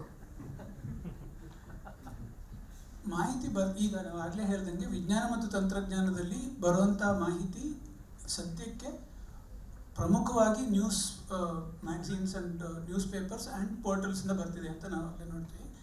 ಅದರಲ್ಲೇ ಒಂದಷ್ಟು ಈಚೆಗೆ ಎಲ್ಲಿ ಯಾವಾಗ ವಂಚನೆಗಳು ಅದರ ಮಿಸ್ಯೂಸ್ ಜಾಸ್ತಿ ಆಯಿತು ಅದರ ಬಗ್ಗೆನೇ ಒಂದಷ್ಟು ಫೋಕಸ್ ಮಾಡುವಂಥ ಕೆಲಸ ಆಯಿತು. ಈಗ ಉದಾಹರಣೆಗೆ ವಿಜಯ ಕರ್ನಾಟಕದಲ್ಲಿ ಒಂದು ಅಂಕಣ ಬರ್ತಿದೆ ಸೈಬರ್ ಸೆಕ್ಯೂರಿಟಿ ಬಗ್ಗೆ. ಅದೇ ರೀತಿ ಪ್ರತಿನಿಧಿ ಅಂತ ಒಂದು ಪತ್ರಿಕೆಯಲ್ಲಿ ನಾನು ಹಿಂದೆ ನೋಡಿದ್ದೆ, ಒಂದು ಸೈಬರ್ ಸೆಕ್ಯೂರಿಟಿ ಬಗ್ಗೆ ಒಂದು ಅಂಕಣ ಬರ್ತಿತ್ತು. ಇದು ಮತ್ತೆ ನಾವು ಆವಾಗಲೇ ಹೇಳಿದಂಗೆ ಹಳೆಯ ಇದು ಟೆಕ್ಸ್ಟ್ ಫಾರ್ಮ್ಯಾಟ್ ಅಥವಾ ಸಮ್ಟೈಮ್ಸ್ ಪ್ರೀಚಿಂಗ್ ಫಾರ್ಮ್ಯಾಟಿಗೆ ಹೊರಟೋಗುತ್ತೆ. ಅವಾಗ ಏನನ್ಸುತ್ತೆ, ಪ್ರತಿ ಸತಿ OTP ಯಾರಿಗೂ ಕೊಡಬೇಡಿ, ಹುಷಾರಾಗಿರಿ, ಅದು ಲಾಕ್ ಸಿಂಬಲ್ ಇದೆಯಾ ವೆಬ್ಸೈಟಲ್ಲಿ ನೋಡಿ ಅಂತ ಹೇಳಿದ್ರೆ ಆಫ್ಟರ್ ಅ ಸರ್ಟನ್ ಪಾಯಿಂಟ್ ಅದು ಎಷ್ಟು ಸತಿ ಹೇಳ್ತೀರಾ ಅಂತ ಅನಿಸೋ ಒಂಥರ ಅನಿಸುತ್ತೆ. ಮತ್ತು ಆ ಹೊಸ ಅಪ್ಡೇಟ್ಗಳು ಬಂದಾಗಲೂ, ಈಗ ಉದಾಹರಣೆಗೆ ಮೊನ್ನೆ ನಾವು ನಗ್ತಾ ಇದ್ವಿ, ಈ this is the customs department calling ಅಂತ ಹೆಚ್ಚು ಕಡಿಮೆ ದಿನಕ್ಕೆ 4 ಸತಿ ಫೋನ್ ಬರುತ್ತೆ. ಒಂದು ಮೆಜಾರಿಟಿಗೆ ಗೊತ್ತಾಗಿದೆ, ಅದು ತಕ್ಷಣ ಕಟ್ ಮಾಡ್ತೀವಿ. ಮೊನ್ನೆ ಅದರಲ್ಲೇ ಒಂದು ಸಣ್ಣ variation, this is the reserve bank of India calling ಅಂತ ಒಂದು ಫೋನ್. ಇವಾಗ ನಾವು ಸ್ವಲ್ಪ ಅಪ್ಗ್ರೇಡ್ ಆಗ್ತಾ ಇದ್ದೀವಿ, ವಂಚನೆಯಲ್ಲೂ ಹೊಸ ರೀತಿ ಬರ್ತಿದೆ. ಇದಕ್ಕೆ ಒಂದು ಏನು ಮಾಡ್ಬೋದು ಅಂದರೆ ಪ್ರೀಚಿಂಗನ್ನು ನಿಲ್ಲಿಸಿ, ಇವಾಗ ವಿಜ್ಞಾನ ಸಂವಹನಕಾರರು ಅಥವಾ ಸೈನ್ಸ್ ಆ್ಯಂಡ್ ಟೆಕ್ನಾಲಜಿ ಕಮ್ಯುನಿಕೇಟರ್ಸ್ ನಾವು ಏನು ಕೆಲಸ ಮಾಡೋಕ್ಕೆ ಹೋಗ್ತೀವಿ, ನಾವು ಅದೇ ಒಂದೇ ರೀತಿಯಾಗಿ ನಂಗೆ ಗೊತ್ತು ನಿಮ್ಗೆ ಗೊತ್ತಿಲ್ಲ ಅನ್ನೋ ಒಂದು ಟೋನನ್ನು ಬಿಟ್ಬಿಟ್ಟು ಈ ಥರ ಒಂದು ನಡೆಯುತ್ತೆ, ಹೀಗೂ ಇರ್ಬೋದು ಅಂತ ಹೇಳುವಂಥ ಒಂದು ಪ್ರಯತ್ನ ಮಾಡ್ಬೋದು. ಅದು ಮತ್ತೆ ಲೆಂದಿ ಟೆಕ್ಸ್ಟ್ ಬರೀತಾ ಹೋದರೆ, ನನ್ನ ಮಗಳು ಅವತ್ತು ಕೇಳ್ತಾ ಇದ್ಲು, ಇಷ್ಟುದ್ದ ಬರೀತಿಯಲ್ಲ, ಇದೆಲ್ಲ ನೀನೇ ಬರ್ತಿದ್ದ ಅಂತ ಒಂದು ಕಾಲಮ್ನ ಒಂದು ಮುಂಚೆ 750 ಪದ ಬರ್ತಿತ್ತು, ಈಗ ರಿಯಲ್ ಎಸ್ಟೇಟ್ ಸಮಸ್ಯೆ ಇನ್ನೂ ಕಮ್ಮಿ ಆಗಿದೆ ಜಾಗ, 750 ಪದ ಇಷ್ಟೊಂದು ಬಂದಿದೆಯಲ್ವ, ಇದೆಲ್ಲ ನೀನೇ ಬರ್ತಿದ್ದ. ಇದನ್ನೆಲ್ಲ ಯಾರು ಓದ್ತಾರೆ? ಪೇಪರ್ ಓದೋದು ಬರೀ ಹೆಡ್ಲೈನ್ಸ್ ಅಷ್ಟೇ ನೋಡ್ತಾರಲ್ವ. ಸೊ ಅಷ್ಟೊಂದೆಲ್ಲ ತಲೆಯ ಕೆಡಿಸ್ಕೋಬೇಕು ಒಳಗಡೆ. ಎಲ್ಲ ಲೇಖಕರ ಮಕ್ಕಳು ಅದೇ ಪ್ರಶ್ನೆನೇ ಕೇಳೋದು, ಅದು ಯಾವ ಜನರೇಷನ್ ಆದ್ರೂ. ನಾನು ನಮ್ಮ ತಂದೆ ಅದನ್ನೇ ಕೇಳ್ತಾ ಇದ್ದೆ, ನನ್ನ ಮಕ್ಕಳು ಈಗ ಅದನ್ನೇ ಕೇಳ್ತಾರೆ ನನ್ನ. ಈ ರೀತಿ ಇದ್ದಾಗ ನಾವು ಬೇರೆ ಬೇರೆ ಕಾಲಕ್ಕೆ ತಕ್ಕ ಹಾಗೆ ಬೇರೆ ಬೇರೆ ರೀತಿಯಾದಂಥ ಒಂದು ಪ್ರಯತ್ನಗಳನ್ನ ಮಾಡ್ಬೋದು. ಪ್ರಯತ್ನ ಮಾಡೋದು ಅಂತ ಹೇಳೋದು ಸುಲಭ. ಈಗ ಉದಾಹರಣೆಗೆ ಸೈನ್ಸ್ ಆ್ಯಂಡ್ ಟೆಕ್ನಾಲಜಿಯಲ್ಲಿ ಪತ್ರಿಕೆಗಳಿರಬೇಕು, ವಿಜ್ಞಾನ ತಂತ್ರಜ್ಞಾನವನ್ನೇ ಮಕ್ಕಳು ಕೊಡುವಂಥ ಪತ್ರಿಕೆಗಳಿರಬೇಕು. ಒಂದು ಸುದೀರ್ಘ ಕಾಲ 20 ವರ್ಷ 15-20 ವರ್ಷ ಪ್ರಕಟ ಆಗಿರುವಂಥ, ಸತತವಾಗಿ ಪ್ರಕಟ ಆಗಿರುವಂಥ ಕನ್ನಡದ ವಿಜ್ಞಾನ ತಂತ್ರಜ್ಞಾನ ಪತ್ರಿಕೆಗಳು ಯಾವುದಾದ್ರೂ ಇದೆಯಾ ಅಂದರೆ 1-2 ಹೆಸರು ಸಿಗ್ಬೋದು ನಮಗೆ. ಅವು ಕೂಡ ಸರ್ಕಾರದ ನೆರವು ಇಲ್ಲದೆ ನಡೀದಲೇ ಇರುವಂಥ ಸ್ಥಿತಿಯಲ್ಲಿದೆ. ನಮಗೆಲ್ರಿಗೂ ಚಿಕ್ಕ ವಯಸ್ಸಿಂದ ಪರಿಚಯ ಇರುವಂಥ ಬಾಲವಿಜ್ಞಾನ ಒಂದು 40 ವರ್ಷಗಳನ್ನು ದಾಟಿ ನಡೆದು ಈಚೆಗೆ ಕೆಲವು ವರ್ಷಗಳಿಂದ ಭಾಳ ಒಂಥರ ಅದು that's a different topic all together, ಆ ಥರ ಸ್ಥಿತಿಯಲ್ಲಿದೆ. ಕರ್ನಾಟಕ ವಿಜ್ಞಾನ ಮತ್ತು ತಂತ್ರಜ್ಞಾನ ಅಕಾಡೆಮಿ KSTA ಇಂದ ಬರ್ತಿರುವಂಥ ವಿಜ್ಞಾನ ಲೋಕ, ಅದು ಕೂಡ ಡಾಕ್ಟರ್ PS ಶಂಕರ್ ಅವರ ಒಂದು ಇದರಿಂದ ಅದು ಅವರು ಒನ್ ಮ್ಯಾನ್ ಆರ್ಮಿ ರೀತಿಯಲ್ಲಿ ಅದು ಬರ್ತಿದೆ. 85 ವರ್ಷದ ಅದು ಒಂದು ರೀತಿಯಲ್ಲಿ ಹೆಮ್ಮೆ. ಎರಡೂ ಪತ್ರಿಕೆಗಳ ಹಿಂದೆ ನೋಡಿದ್ರೆ ವಿಜ್ಞಾನ ಲೋಕದ ಹಿಂದೆ ಇರುವವರು ಡಾಕ್ಟರ್ PS ಶಂಕರ್, ಅವರು 85+ ಇರಬೇಕು. ಬಾಲವಿಜ್ಞಾನದ ಹಿಂದೆ ಇದು ಇರುವುದು ಶ್ರೀಮತಿ ಹರಿಪ್ರಸಾದ್ ಮೇಡಮ್, ಅವರು ಅದೇ ಏಜ್ ಗ್ರೂಪ್ನವರು. ಅವರೇ ಅಷ್ಟೆಲ್ಲ ಕಷ್ಟಪಟ್ಟು ಮಾಡುವಾಗ ಬೇರೆ ಅದಕ್ಕೆ ಪ್ಯಾರಲಲ್ ಆಗಿ ಅದ್ರ ಪಕ್ಕ ಬೇಡ, ಅದ್ರ ಕೆಳಗೆ ನಿಂತ್ಕೊಳ್ಳುವಂಥ ಇದು ಇಲ್ವಲ್ಲ ಅಂದರೆ ಎರಡು. ಮತ್ತೆ ನಾವು 2 ಸಿನಾರಿಯೋಸಲ್ಲಿ, ಒಂದೇನು ವಿಜ್ಞಾನದ ಪತ್ರಿಕೆಗಳು ನಡೆಯೋದು ಕಷ್ಟ. ನಾವು ಈ ಥರ ಒಂದು ಕ್ಲೋಸ್ಡ್ ಗ್ರೂಪಲ್ಲಿ ನಾವು ತುಂಬ ಹೇಳ್ತೀವಿ ವಿಜ್ಞಾನದ ಪತ್ರಿಕೆ ಬೇಕು, ಎಲ್ಲ ಮಾಹಿತಿ ಕನ್ನಡದಲ್ಲಿ ಬರಬೇಕು, ಎವ್ರಿ ವೀಕ್ ನಮ್ಗೆ ಬರಬೇಕು ಅಂತ. ಕನ್ನಡ ಹೋಗಲಿ, ಇಂಗ್ಲೀಷಲ್ಲೂ ಕಷ್ಟ. ನ್ಯೂ ಸೈಂಟಿಸ್ಟ್ ಇಂಡಿಯಾ ಶುರು ಆಯಿತು, ಒಂದು ಇಶ್ಯೂಗೆ 450 ರೂಪಾಯಿ ಇತ್ತು. ಇಟ್ ಬಿ ಒಂದು 60 ಪೇಜು 50 ಪುಟ ಬರ್ತಿತ್ತು. ಅದನ್ನು ಸ್ಟಾಲಲ್ಲಿ ಎಲ್ಲಾದರೂ ಅಪರೂಪಕ್ಕೆ ಕಂಡ್ರೂ ನಮಗೆ ಒಂದ್ಸಲಿ ಇಷ್ಟೊಂದು ಕೊಡಬೇಕಲ್ಲ ಅನಿಸೋ ಆ ಮೆಂಟಾಲಿಟಿ ಏನಿದೆ, ತಪ್ಪು ಅಂತ ಹೇಳ್ತಿಲ್ಲ ನಾನು. ಅದನ್ನು ನಾವು ದಾಟಿ ಮುಂದೆ ಬರಬೇಕಾದ್ರೆ ಡಿಜಿಟಲ್ ಸೌಲಭ್ಯಗಳನ್ನ ನಾವು ಬಳಸ್ಕೊಳ್ಬೇಕಾಗುತ್ತೆ. ಇದು ನಮಗಲ್ಲ. ಇದನ್ನ ದಾಟಿ ಮುನ್ನಡೆಯೋದಕ್ಕೂ ನಾವು ಇಲ್ಲಿ ಹೊಸ ಸವಲತ್ತುಗಳನ್ನ ಬಳಸ್ಕೋಬೋದಾಗುತ್ತೆ. ಉದಾಹರಣೆಗೆ ಈಚೆಗೆ ಪ್ರಕಟಣೆ ಶುರು ಮಾಡಿದಂತಹ ಕೆಲವು ಸೈನ್ಸ್ ಪತ್ರಿಕೆಗಳು, ಯೂನಿವರ್ಸಿಟಿಗಳಿಂದ ಬರ್ತಿರೋ ಸೈನ್ಸ್ ಪತ್ರಿಕೆಗಳು ಕೂಡ ನಡೀತಾ ಇಲ್ಲ, ಸತತವಾಗಿ ನಡೀತಿಲ್ಲ. ಹೀಗಿರುವಾಗ ಯಾವುದೇ ಗೌರ್ಮೆಂಟ್ ಸಪೋರ್ಟ್ ಇಲ್ಲದೆ ನಡೀಬಹುದು. ಹೆಚ್ಚು ಕಮ್ಮಿ 1 ವರ್ಷ ನಡೆದು ತೋರಿಸಿರೋದು ಕುತೂಹಲಿ ಅನ್ನುವಂಥ ಒಂದು digital only magazine. Kollegal Sharma ಅವರ ನೇತೃತ್ವದಲ್ಲಿ ಕೆಲವರು ಈ ಥರ ಫ್ರೀಲ್ಯಾನ್ಸ್ ಇದರಲ್ಲಿ ನಾವು ನಡೆಸ್ತಾ ಇರುವಂಥ ಈ ಪತ್ರಿಕೆ, ಇದು ನಿಜವಾದ ಅರ್ಥದಲ್ಲಿ ಒಂದು ಕಡಿಮೆ ಖರ್ಚಿನಲ್ಲಿ ಅಟ್ರಾಕ್ಟಿವ್ ಆಗಿರಬೇಕು, ಸತತವಾಗಿ ಬರಬೇಕು. ಎಲ್ರಿಗೂ ಸುಲಭವಾಗಿ ಸಿಗಬೇಕು. ಈಗ ಏನು ಫ್ಯಾನ್ಸಿ ವೆಬ್ಸೈಟ್ ಆಗಲಿ ಅಥವಾ ಒಂದು ದೊಡ್ಡ ಇನ್ಫ್ರಾಸ್ಟ್ರಕ್ಚರ್, ಡಿಜಿಟಲ್ ಇನ್ಫ್ರಾಸ್ಟ್ರಕ್ಚರ್ ಇಲ್ಲ. ಚಿತ್ರಗಳು ಅಟ್ರಾಕ್ಟಿವ್ ಆಗಿರಬೇಕು. ದುಡ್ಡು ಕೊಟ್ಟು ಬರ್ಸೋದಕ್ಕೆ, ಕೊಡಬಾರ್ದು ಅಂತಲ್ಲ, ಕೊಟ್ಟು ಬರ್ಸೋದಕ್ಕೆ ರಿಸೋರ್ಸಸ್ ಇಲ್ಲ. ಸೊ AI ಟೂಲ್ಗಳನ್ನ ಉಪಯೋಗಿಸ್ಕೊಂಡು ಅಟ್ರಾಕ್ಟಿವ್ ಆಗಿ ಬರುವಂಥ ಮಾಡಿ ಇದು ಕೂಡ ನಡೆಯಬಹುದು ಅಂತ ಅದು ತೋರಿಸ್ಕೊಟ್ಟಿದೆ. ಯಾವುದೇ ಒಂದು ದೊಡ್ಡ ಗ್ರ್ಯಾಂಟ್ ಇಲ್ಲದೆ ನಡೀತಾ ಇದೆ. ಹಾಗೆಯೇ ಬೇರೆ ಮಾಧ್ಯಮಗಳನ್ನು ನಾವು ಬಳಸಬೇಕಾಗುತ್ತೆ. 40 ಪುಟ ಮಾಹಿತಿ ಕೊಟ್ಟರೆ ಮತ್ತೆ ಎಲ್ಲರೂ ಓದ್ತಾರಾ ಇಲ್ವಾ? ನಾವು ಈಜ್ಞಾನ ಟ್ರಸ್ಟ್ ಅಂತ ನಮ್ಮ ಸ್ವಯಂ ಸೇವಾ ಸಂಸ್ಥೆ ಈಜ್ಞಾನ.com ಅನ್ನೋ ಒಂದು ಒರಿಜಿನಲಿ ಬ್ಲಾಗ್ ಇವಾಗ ವೆಬ್ಸೈಟ್ ಆಗಿರೋದನ್ನ 2007ರಿಂದ ನಡೆಸ್ತಾ ಬರ್ತಿದ್ದೀವಿ. ಅಲ್ಲೂ ನಾವು ಇದೇ ಪ್ರಯೋಗ ಮಾಡಿದ್ದು. ದೊಡ್ಡ ಲೇಖನ 600 ಪದದ ಲೇಖನ ಹಾಕಿ ನೋಡೋದು ಓದ್ತಾರ, ಇಲ್ಲ ಬೇಡ 150 ಪದದ ಲೇಖನ ಹಾಕಿ ಯಾರಾದರೂ ಓದ್ತಾರ. ಆ 100 ಪದದ ಲೇಖನ ಇನ್ಸ್ಟೆಂಟ್ ಆಗಿ ಬಂದರೆ, ಅಲ್ಲಿ ಏನಾದರೂ ಒಂದು ಘಟನೆ ಆಗಿ 1/4 ಗಂಟೆ ಒಳಗಡೆ ಶೇರ್ ಆದರೆ ಓದ್ತಾರ. ಈ ಥರದ ಪ್ರಯೋಗಗಳನ್ನ ನಾವು ಮಾಡ್ತೀವಿ. ಇದಲ್ಲದೆ ಇವಾಗ ಮತ್ತೆ ಟೆಕ್ಸ್ಟ್ ಓದೋದೇ ಬೇಡ, ಡಿಜಿಟಲ್ ಆಗಲಿ ಫಿಸಿಕಲ್ ಆಗಲಿ ಅನ್ನೋ ಮೆಂಟಾಲಿಟಿ ಇರುವವರಿಗೆ ಅಲ್ಲೂ ಕೆಲವು ಪ್ರಯೋಗಗಳಾಗಿದೆ. ಈಗ ಕಳೆದ ವರ್ಷ ಇಂಡಿಯಾ ಇಂಟರ್ನ್ಯಾಷನಲ್ ಸೈನ್ಸ್ ಫೆಸ್ಟಿವಲಲ್ಲಿ ನಾವು ನಮ್ಮ ಸಂಸ್ಥೆಯಿಂದ ಒಂದು ಪೇಪರ್ ಪ್ರೆಸೆಂಟ್ ಮಾಡಿದ್ವಿ. ಏನಂದರೆ ಇನ್ಫೋಗ್ರಾಫಿಕ್ಸನ್ನು ಉಪಯೋಗಿಸ್ಕೊಂಡು ಮಕ್ಕಳಿಗೆ ಬೇಕಾಗುವಂಥ, ಮಕ್ಕಳಿಂದ ಶುರು ಮಾಡಿ, ಹೈಸ್ಕೂಲ್ ಮಕ್ಕಳಿಂದ ಶುರು ಮಾಡಿ ಜನರಲ್ ಆಡಿಯನ್ಸ್ವರೆಗೆ ಕನ್ನಡದ ಇನ್ಫೋಗ್ರಾಫಿಕ್ಸ್ನಲ್ಲಿ ಈ ಥರ ಮಾಹಿತಿಗಳನ್ನ ಕೊಡ್ಬೋದು. ಒಂದು ಮೊಬೈಲಿನ ಒಂದು ಸ್ಕ್ರೀನ್, ವಾಟ್ಸಪ್ಪಲ್ಲಿ ಒಂದು ಮೆಸೇಜ್ ಮಾಡಿದ್ರೆ ಒಂದೇ ಸ್ಕ್ರೀನ್ನಲ್ಲಿ ಎಷ್ಟು ಮಾಹಿತಿ ಕೊಡ್ಬೋದು. ಇನ್ನೂ ಒಂದು ಕಥೆಯ ರೂಪದಲ್ಲಿ ಹೇಳ್ಬೋದು ಅನ್ನೋದಕ್ಕೆ ಬೆಂಗಳೂರಿನ ಪ್ರಥಮ್ ಬುಕ್ಸ್ನವ್ರದ್ದು ಸ್ಟೋರಿ ವೀವರ್ ಅಂತ ಒಂದು ಪ್ಲಾಟ್ಫಾರ್ಮ್ ಇದೆ.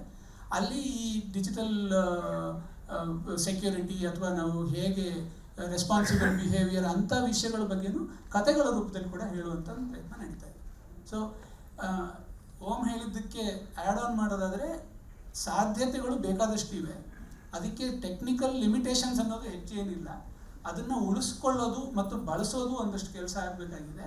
ಅದು ಎಲ್ಲದಕ್ಕೂ ಮುಖ್ಯವಾಗಿ ಒಂದು ಕಮ್ಯುನಿಟಿ ಸಪೋರ್ಟ್ ಬೇಕಾಗಿದೆ. ಕಮ್ಯುನಿಟಿ ಸಪೋರ್ಟ್ ಅಂದರೆ ಬರೀ ಕೆಲಸ ಮಾಡುವ ಕಮ್ಯುನಿಟಿ ಅಲ್ಲ, ಅದನ್ನು ರಿಸೀವ್ ಮಾಡುವಂಥ ಒಂದು ಕಮ್ಯುನಿಟಿ ಸಪೋರ್ಟ್ ಕೂಡ ಬೇಕಿದೆ. ದುಡ್ಡು ಕೊಡಬೇಕಾಗಿಲ್ಲ, ಒಂದು ಬೆಂಬಲ ಕೊಡುವಂಥ ಒಂದು ಇಲ್ದಲೆ ಒಂದು ವ್ಯವಸ್ಥೆ ಇಲ್ಲ ಅಂದರೆ ಈ ಎಲ್ಲ ಇಂಡಿವಿಜುವಲ್ ಎಫರ್ಟ್ಗಳು ಒಂದು ಹಂತದಲ್ಲಿ ಯಾಕೆ ಬೇಕು ನನಗೆ ಅನಿಸೋ ಒಂದು ಅಪಾಯ ಕೂಡ ಇದೆ. ಹೌದು.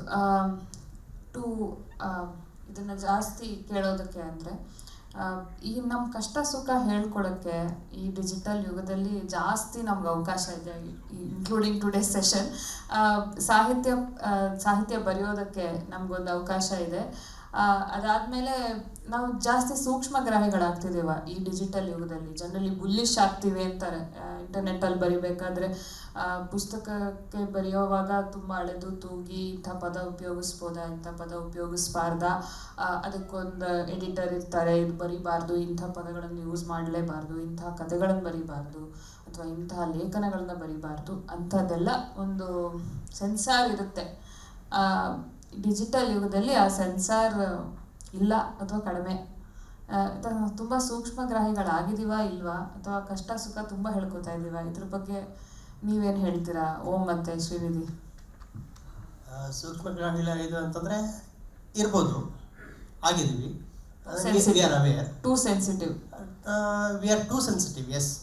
ಆದರೆ ಇದನ್ನು ಯಾವ ಒಂದು ಮಾಧ್ಯಮದ ಮೂಲಕ ನಾವು ಹೊರಗಡೆ ಆಗ್ತೀವಿ ಅಂತಂದ್ರೆ, ಇವತ್ತು ನಾಟಕಗಳನ್ನು ನೀವು ನೋಡಿದ್ರೆ ತುಂಬ ಸುಲಭವಾಗಿ ಆಗಿನ ಕಾಲದಲ್ಲಿ ಆಗ್ತಿರೋಂಥ ಇದನ್ನ ಸಾಹಿತ್ಯದ ಬೆಂಬಲ ಪಡ್ಕೊಂಡು ಅದನ್ನು ನಾವು ಹೇಳ್ತೀವಿ. ಸೊ ಸಂಚಿ ಮೂಲಕ ನಾವು ಮಾಡ್ಲಿಕ್ಕೆ ಹೊರಟಿದ್ದು ಇದನ್ನೇ. ಇವತ್ತು ನನ್ನ ಸುತ್ತಮುತ್ತಲಿರುವಂತಹ ಜನ ಏನು ಕಥೆಗಳನ್ನು ಹೇಳ್ತಾರೆ, ಯಾವ ರೀತಿ ತಮ್ಮ ಸುತ್ತಮುತ್ತಲಿನ ಪರಿಸರವನ್ನು ಅವರು ಗ್ರಹಿಸ್ಕೊಳ್ತಾರೆ, ಅದನ್ನು ಅವರು ಹೊರಗಡೆ ಹಾಕಿದ್ದನ್ನು ನಾವು ಇವತ್ತು ದಾಖಲೀಕರಣ ಮಾಡಲಿಕ್ಕೆ ಸಾಧ್ಯ ಆಯಿತು ಅಂತಂದರೆ ಅದನ್ನು ಮುಂದಿನ ಜನಾಂಗಕ್ಕೆ ನಾವು ಇತಿಹಾಸವಾಗಿ ಕಳಿಸ್ಕೊಡ್ತೀವಿ ಅಂತನ್ಬಿಟ್ಟು. ಸೊ ನೀನಾಸಮ್ಮನ ಡಿಜಿಟೈಸೇಷನ್ ಕೆಲಸಗಳಿರ್ಬೋದು, ಅಲ್ಲಿಯ ನಾಟಕಗಳನ್ನು ಪ್ರತಿ ವರ್ಷ ಡಿಜಿಟೈಸ್ ಮಾಡೋದಾಗಿರ್ಬೋದು, ಆನಂತರ ಯಕ್ಷಗಾನ ಮತ್ತು ಬೇರೆ ಬೇರೆ ರೀತಿಯ ಕಲಾ ಮಾಧ್ಯಮ ಪ್ರಕಾರಗಳನ್ನ ಡಿಜಿಟೈಸ್ ಮಾಡಲಿಕ್ಕೆ ಹೋದಾಗ ನಾವು ಬರೀ ಸಾಹಿತ್ಯವನ್ನು ಪರದೆ ಮೇಲೆ ತರುವಂಥ ಅಥವಾ ಸ್ಟೇಜಿನ ಮೇಲೆ ತರುವಂಥ ಕೆಲಸನ ಮಾತ್ರ ನಾವು ಡಿಜಿಟೈಸ್ ಮಾಡ್ತಿಲ್ಲ. ಆದರೆ ಆಗಿನ ಕಾಲಘಟ್ಟದಲ್ಲಿ ಆ ಒಬ್ಬ ಡೈರೆಕ್ಟರ್, ನಿರ್ದೇಶಕ ಅಥವಾ ಆ ಒಬ್ಬ ಕಲಾಗಾರ ತನಗೆ ಏನನ್ನಿಸ್ತು ಆ ನಾಟಕವನ್ನು ಓದಿ ಅದನ್ನು ನಾನು ಯಾವ ರೀತಿ ಹೇಳಿದ್ರೆ ಜನಕ್ಕೆ ತಗಲುತ್ತೆ ಅನ್ನೋದನ್ನು ಅವ್ನು ಹೇಳಲಿಕ್ಕೆ ಇವತ್ತು ಇದು ಮಾಡ್ತಾರೆ. ಅದನ್ನು ನಾವು ಡಿಜಿಟಲ್ ಆಗಿ ಉಳಿಸ್ಕೊಂಡಿದ್ದೀವಿ. ಅದೇ ರೀತಿ ನಾವು ಬ್ಲಾಗ್ನಲ್ಲಿ ಬರೀಬೇಕಾದ್ರೆ ಯಾವುದನ್ನು ಬರೀಲಿ, ನಾನು ಈ ರೀತಿ ಬರೆದ್ರೆ ನನ್ನ ಅವನು ಅಂದ್ಕೊಳ್ತಾರೋ ಅಥವಾ ಆ ಪಕ್ಷಕ್ಕೆ ಸೇರ್ತಾನೋ ಈ ಪಕ್ಷಕ್ಕೆ ಸೇರ್ತಾನೋ ಅಂತ ಕೇಳೋವಂತಹ ಬಹಳಷ್ಟು ಏನೋ ಸಾಧ್ಯತೆಗಳನ್ನು ನಾವು ಪ್ರತಿದಿನ ನೋಡ್ತಾನೆ ಇರ್ತೀವಿ.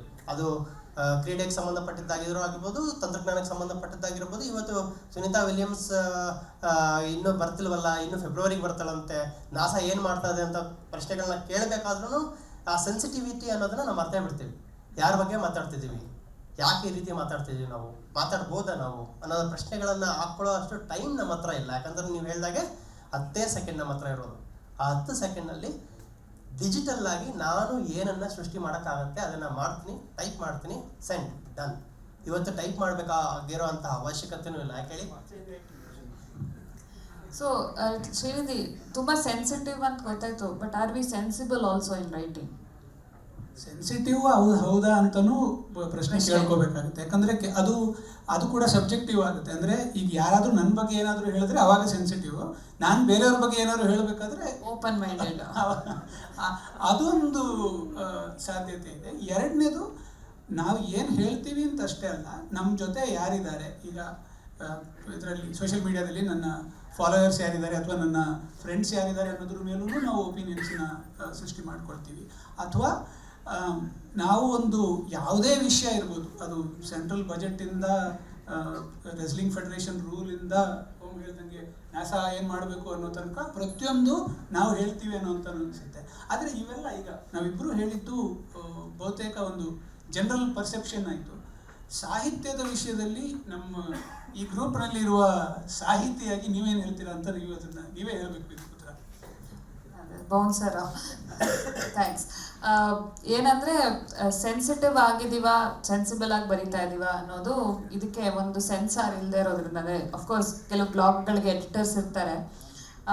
ಹೇಗೆ ಸೆನ್ಸಿಟಿವ್ ಆಗಿ ಬರಿತಾ ಇದ್ದೀವಿ ಅಂದರೆ ಕೆಲವಷ್ಟು ವಿಚಾರಗಳು ಪುಸ್ತಕದ ರೂಪದಲ್ಲಿ ಬರ್ತಾ ಇರಲಿಲ್ಲ ಅಥವಾ ಮಾಹಿತಿ ರೂಪದಲ್ಲಿ ಬರ್ತಾ ಇರಲಿಲ್ಲ. ಫಾರ್ ಎಕ್ಸಾಂಪಲ್ ಪೋಸ್ಟ್ ಪಾರ್ಟಮ್ ಬಗ್ಗೆ, ಪೋಸ್ಟ್ ಪಾರ್ಟಮ್ ಡಿಪ್ರೆಷನ್ ಅಂತ ಇತ್ತು ಅಂತಲೇ ಸುಮಾರು ಜನ ಗೊತ್ತಿರಲಿಲ್ಲ. ಅದೆಲ್ಲ ಈ ಡಿಜಿಟಲ್ ಯುಗದಲ್ಲೇ ಬಂದಿದ್ದು. ಅಥವಾ ಈ ಬಾಣಂತನದ ಬಗ್ಗೆ ಅಂತ ಬರ್ದಾಗ್ಲೂ ಬಾಳಂತಿ ಪುರಾಣ ಅಂತ ಶ್ರೀಕಲಾ ಅವರು ಬಹುರೂಪಿಯಲ್ಲಿ ಒಂದು ಪುಸ್ತಕ ಪ್ರಕಟ ಮಾಡಿದ್ದಾರೆ. ಸೊ ಅದರಲ್ಲಿ ಕೆಲವು ವಿಷಯಗಳು ಮೇ ಬಿ ಆ ಡಿಜಿಟಲ್ ಯುಗದಲ್ಲಿ ಅದು ಬ್ಲಾಗ್ ಥರ ಬಂದು ನಂತರ ಪುಸ್ತಕ ಆಯಿತು, ಅದು ಇರಬಹುದು. ಅಥವಾ ಕೆಲವು ರೋಗಗಳನ್ನ ಗೆದ್ದು ಬಂದರು ಅಂತ ಒಂದು ವಿನ್ನರ್ ಆದ ಕಥೆಗಳು, ಆ ಸೆನ್ಸಿಟಿವಿಟಿ, ನಾವು ಅವ್ರನ್ನ ಹೇಗೆ ಮಾತಾಡಿಸ್ಬೇಕು. ಅಥವಾ ಬಿರೀವ್ಮೆಂಟ್, ಒಂದು ಪುಸ್ತಕ ಓದಿದ್ದೆ, ಹೆಸರು ಜ್ಞಾಪಕ ಬರ್ತಿಲ್ಲ, ಅವರ ಮಗ ಹೋಗಿದ್ರ ಬಗ್ಗೆ ಬರೆದಿದ್ರು. ಆ ಥರದ ಸೆನ್ಸಿಟಿವ್ ಆದಂತಹ ಟಾಪಿಕ್ಗಳ ಬಗ್ಗೆ ಪುಸ್ತಕಗಳು ಈಗ ಬ್ಲಾಗ್ನಲ್ಲಿ ಬಂದು ಅದು ಇಷ್ಟ ಆಗಿ ನಂತರ ಪುಸ್ತಕವಾಗಿ ಹೊರಬಂದಿದ್ದು ಇದೆ. ಸೊ ಡಿಜಿಟಲ್ ಯುಗದಲ್ಲಿ ಇದೊಂದು ಅಡ್ವಾಂಟೇಜ್. ಬಟ್ ಡಿಸ್ಅಡ್ವಾಂಟೇಜ್ ಏನು ಅಂದರೆ ಏನು ಬೇಕಾದ್ರೂ ಬರಿಬೋದು, ಎಲ್ಲವನ್ನು ಪ್ರಕಟ ಮಾಡ್ಬೋದು. ನಾನೇ ಒಂದು ಬ್ಲಾಗ್ ಶುರು ಮಾಡಿ ನಾನು ಏನು ಬೇಕಾದ್ರೂ ಬರಿಬೋದು. ಅದು ಒಂದೊಂದ್ಸಲಿ ಗಾರ್ಬೇಜ್ ಆಗಿಯೂ ಸಹ ಬರಬಹುದು. ಸೊ ಅದ್ರ ಬಗ್ಗೆ ಒಂಚೂರು ನಾವು ಹುಷಾರಾಗಿ ಇರಬೇಕು. ಆಮೇಲೆ ಸೆನ್ಸಿಬಲ್ ಆಗಿ ಬರಿತಾ ಇದ್ದೀವ ಅನ್ನೋದು ಪ್ರಶ್ನೆಗೆ ಹೇಗೆ ಉತ್ತರ ಕೊಡ್ಬೋದು ಅಂದರೆ, ಕೆಲವೊಂದು ಸತಿ what makes logic to us might not be logical for others, it will be very dramatic. So ಈ ಒಂದು ವಾಕ್ಯದಲ್ಲಿ ನಾವು ಗೊತ್ತಾಗುತ್ತೆ ಕೆಲವುದು ಯಾವುದೋ ಒಂದು ಸಂಬಂಧ, ಅನೈತಿಕ ಸಂಬಂಧದ ಬಗ್ಗೆ ಬರ್ದಾಗ ಇದು ಪ್ರೀತಿಯ ಪರಾಕಾಷ್ಠೆ ಅಂತ ನಾವು ಹೊಗಳಿ ಅದ್ರ ಮೇಲೆ ಕಾದಂಬರಿಗಳನ್ನೇ ಬರಿತೀವಿ. ಅದು ಪ್ರಕಟ ಆಗುತ್ತೆ, ಅಂದರೆ ಒಂದು ನೈತಿಕ ಸೆನ್ಸ್ ಇಲ್ಲದೆ ಇರುವಂಥದ್ದು ಸಮಯದಲ್ಲಿ. But it might not B right, it might be wrong for the society. But ಆ ಒಂದು openness of publishing is happening because of digital ಯುಗ. ಸೊ ಇದು ನಾನು ಹೇಳೋಕ್ಕೆ ಇಷ್ಟಪಡ್ತೀನಿ. ಸೊ ಇವತ್ತಿನ ಸೆಷನ್ನಲ್ಲಿ ಆಲ್ಮೋಸ್ಟ್ ಇನ್ನು ಸಮಯ ಆಯಿತು ಅಂತ ನಮಗೆ ಸೂಚನೆ ಬಂದಿದೆ. ಸೊ ಡಿಜಿಟಲ್ ಯುಗದಲ್ಲಿ ಕನ್ನಡ ಸಾಹಿತ್ಯ ಅನ್ನೋದೊಂದು ಚರ್ಚೆಯಲ್ಲಿ ನಾನು, ಶ್ರೀನಿಧಿ ಮತ್ತು ಓಂ, ದಿ ಓನ್ಲಿ ಕಾಮನ್ ಪಾಯಿಂಟ್ ಏನು ಅಂದರೆ ನಾವು 3 ಜನ ಕೋಡ್ ಬರಿತೀವಿ ಮತ್ತು ಸಾಫ್ಟ್ವೇರ್ ಇಂಜಿನಿಯರ್ ಆಗಿ ಕೆಲಸ ಮಾಡ್ತಾಯಿದ್ದೀವಿ. ಅದ್ರ ಜೊತೆಗೆ ನಮ್ಮ ಹಾಬೀಸ್ಗಳು ಬೇರೆ ಬೇರೆ. ಅಫ್ಕೋರ್ಸ್ ಚೆನ್ನಾಗಿ ಒಳ್ಳೆ ಕಡೆ ಊಟ ಮಾಡೋದು, ಪ್ರವಾಸ ಜಾಗಕ್ಕೆ ಹೋಗೋದು ಇಸ್ ಕಾಮನ್. ಬಟ್ ಸ್ಟಿಲ್ ನಮ್ಮ ಯೋಚನಾ ಲಹರಿ ಮತ್ತು ನಾವು ಬರೆಯೋ ವಿಷಯಗಳು ಬಹಳ ವಿಭಿನ್ನವಾದದ್ದು. ಬಟ್ ನಮ್ಮ 3 ಜನನೂ ಇಲ್ಲಿ ಕರ್ಕೊಂಬಂದು ಕೂಡಿಸಿದ್ದು book Brahma. So to conclude, digital ಯುಗದಲ್ಲಿ ಕನ್ನಡ ಸಾಹಿತ್ಯ ಬಹಳ ಸಮೃದ್ಧವಾಗಿ ಬೆಳೀತಾ ಇದೆ. ಇಲ್ಲಿ ಬಂದಾಗ ನನಗಿಂತ ಚಿಕ್ಕವರು ಬಂದು ನನ್ನನ್ನು ಮಾತಾಡಿಸಿ ನಾನು ನಿಮ್ಮ ಪುಸ್ತಕವನ್ನು ಓದಿದ್ದೀನಿ ಅಂತ ಹೇಳಿದ್ರು. ಹಾಗೆ ನನ್ನ ಪುಸ್ತಕವನ್ನು ದೊಡ್ಡವರು ಓದಿರೋದು ಪುಸ್ತಕ ರೂಪದಲ್ಲಿ, ಚಿಕ್ಕವರು ಓದಿರೋದು ಈ ಬುಕ್ ಅಥವಾ ಆಡಿಯೋ ಬುಕ್ ರೂಪದಲ್ಲಿ. ಸೊ ನನ್ನ ಸಾಹಿತ್ಯದ ಪ್ರಕಾರ ಅಥವಾ ನನ್ನ ತಂದೆಯದು ತಾತನದ ಸಾಹಿತ್ಯ ಪ್ರಕಾರ ಡಿಜಿಟಲ್ ಯುಗದಲ್ಲಿ ಇನ್ನಷ್ಟು ಬೇರೆ ಬೇರೆ ಜನಕ್ಕೆ ಅದು ತಲುಪಿದೆ.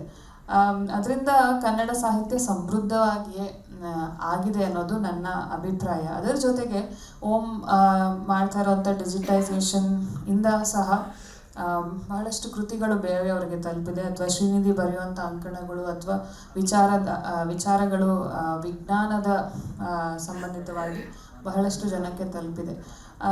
ಡಿಜಿಟಲ್ ಲೋಕದಲ್ಲಿ ಕನ್ನಡ ಸಾಹಿತ್ಯ ಬಹಳ ಚೆನ್ನಾಗಿದೆ ಮತ್ತು ಬಹಳಷ್ಟು ಚೆನ್ನಾಗಾಗುತ್ತೆ ಅಂತ ಹೇಳ್ತಾ ನಮ್ಮ ಈ ಸಂವಾದವನ್ನು ಮುಗಿಸ್ತೀವಿ. ನಮಸ್ಕಾರ.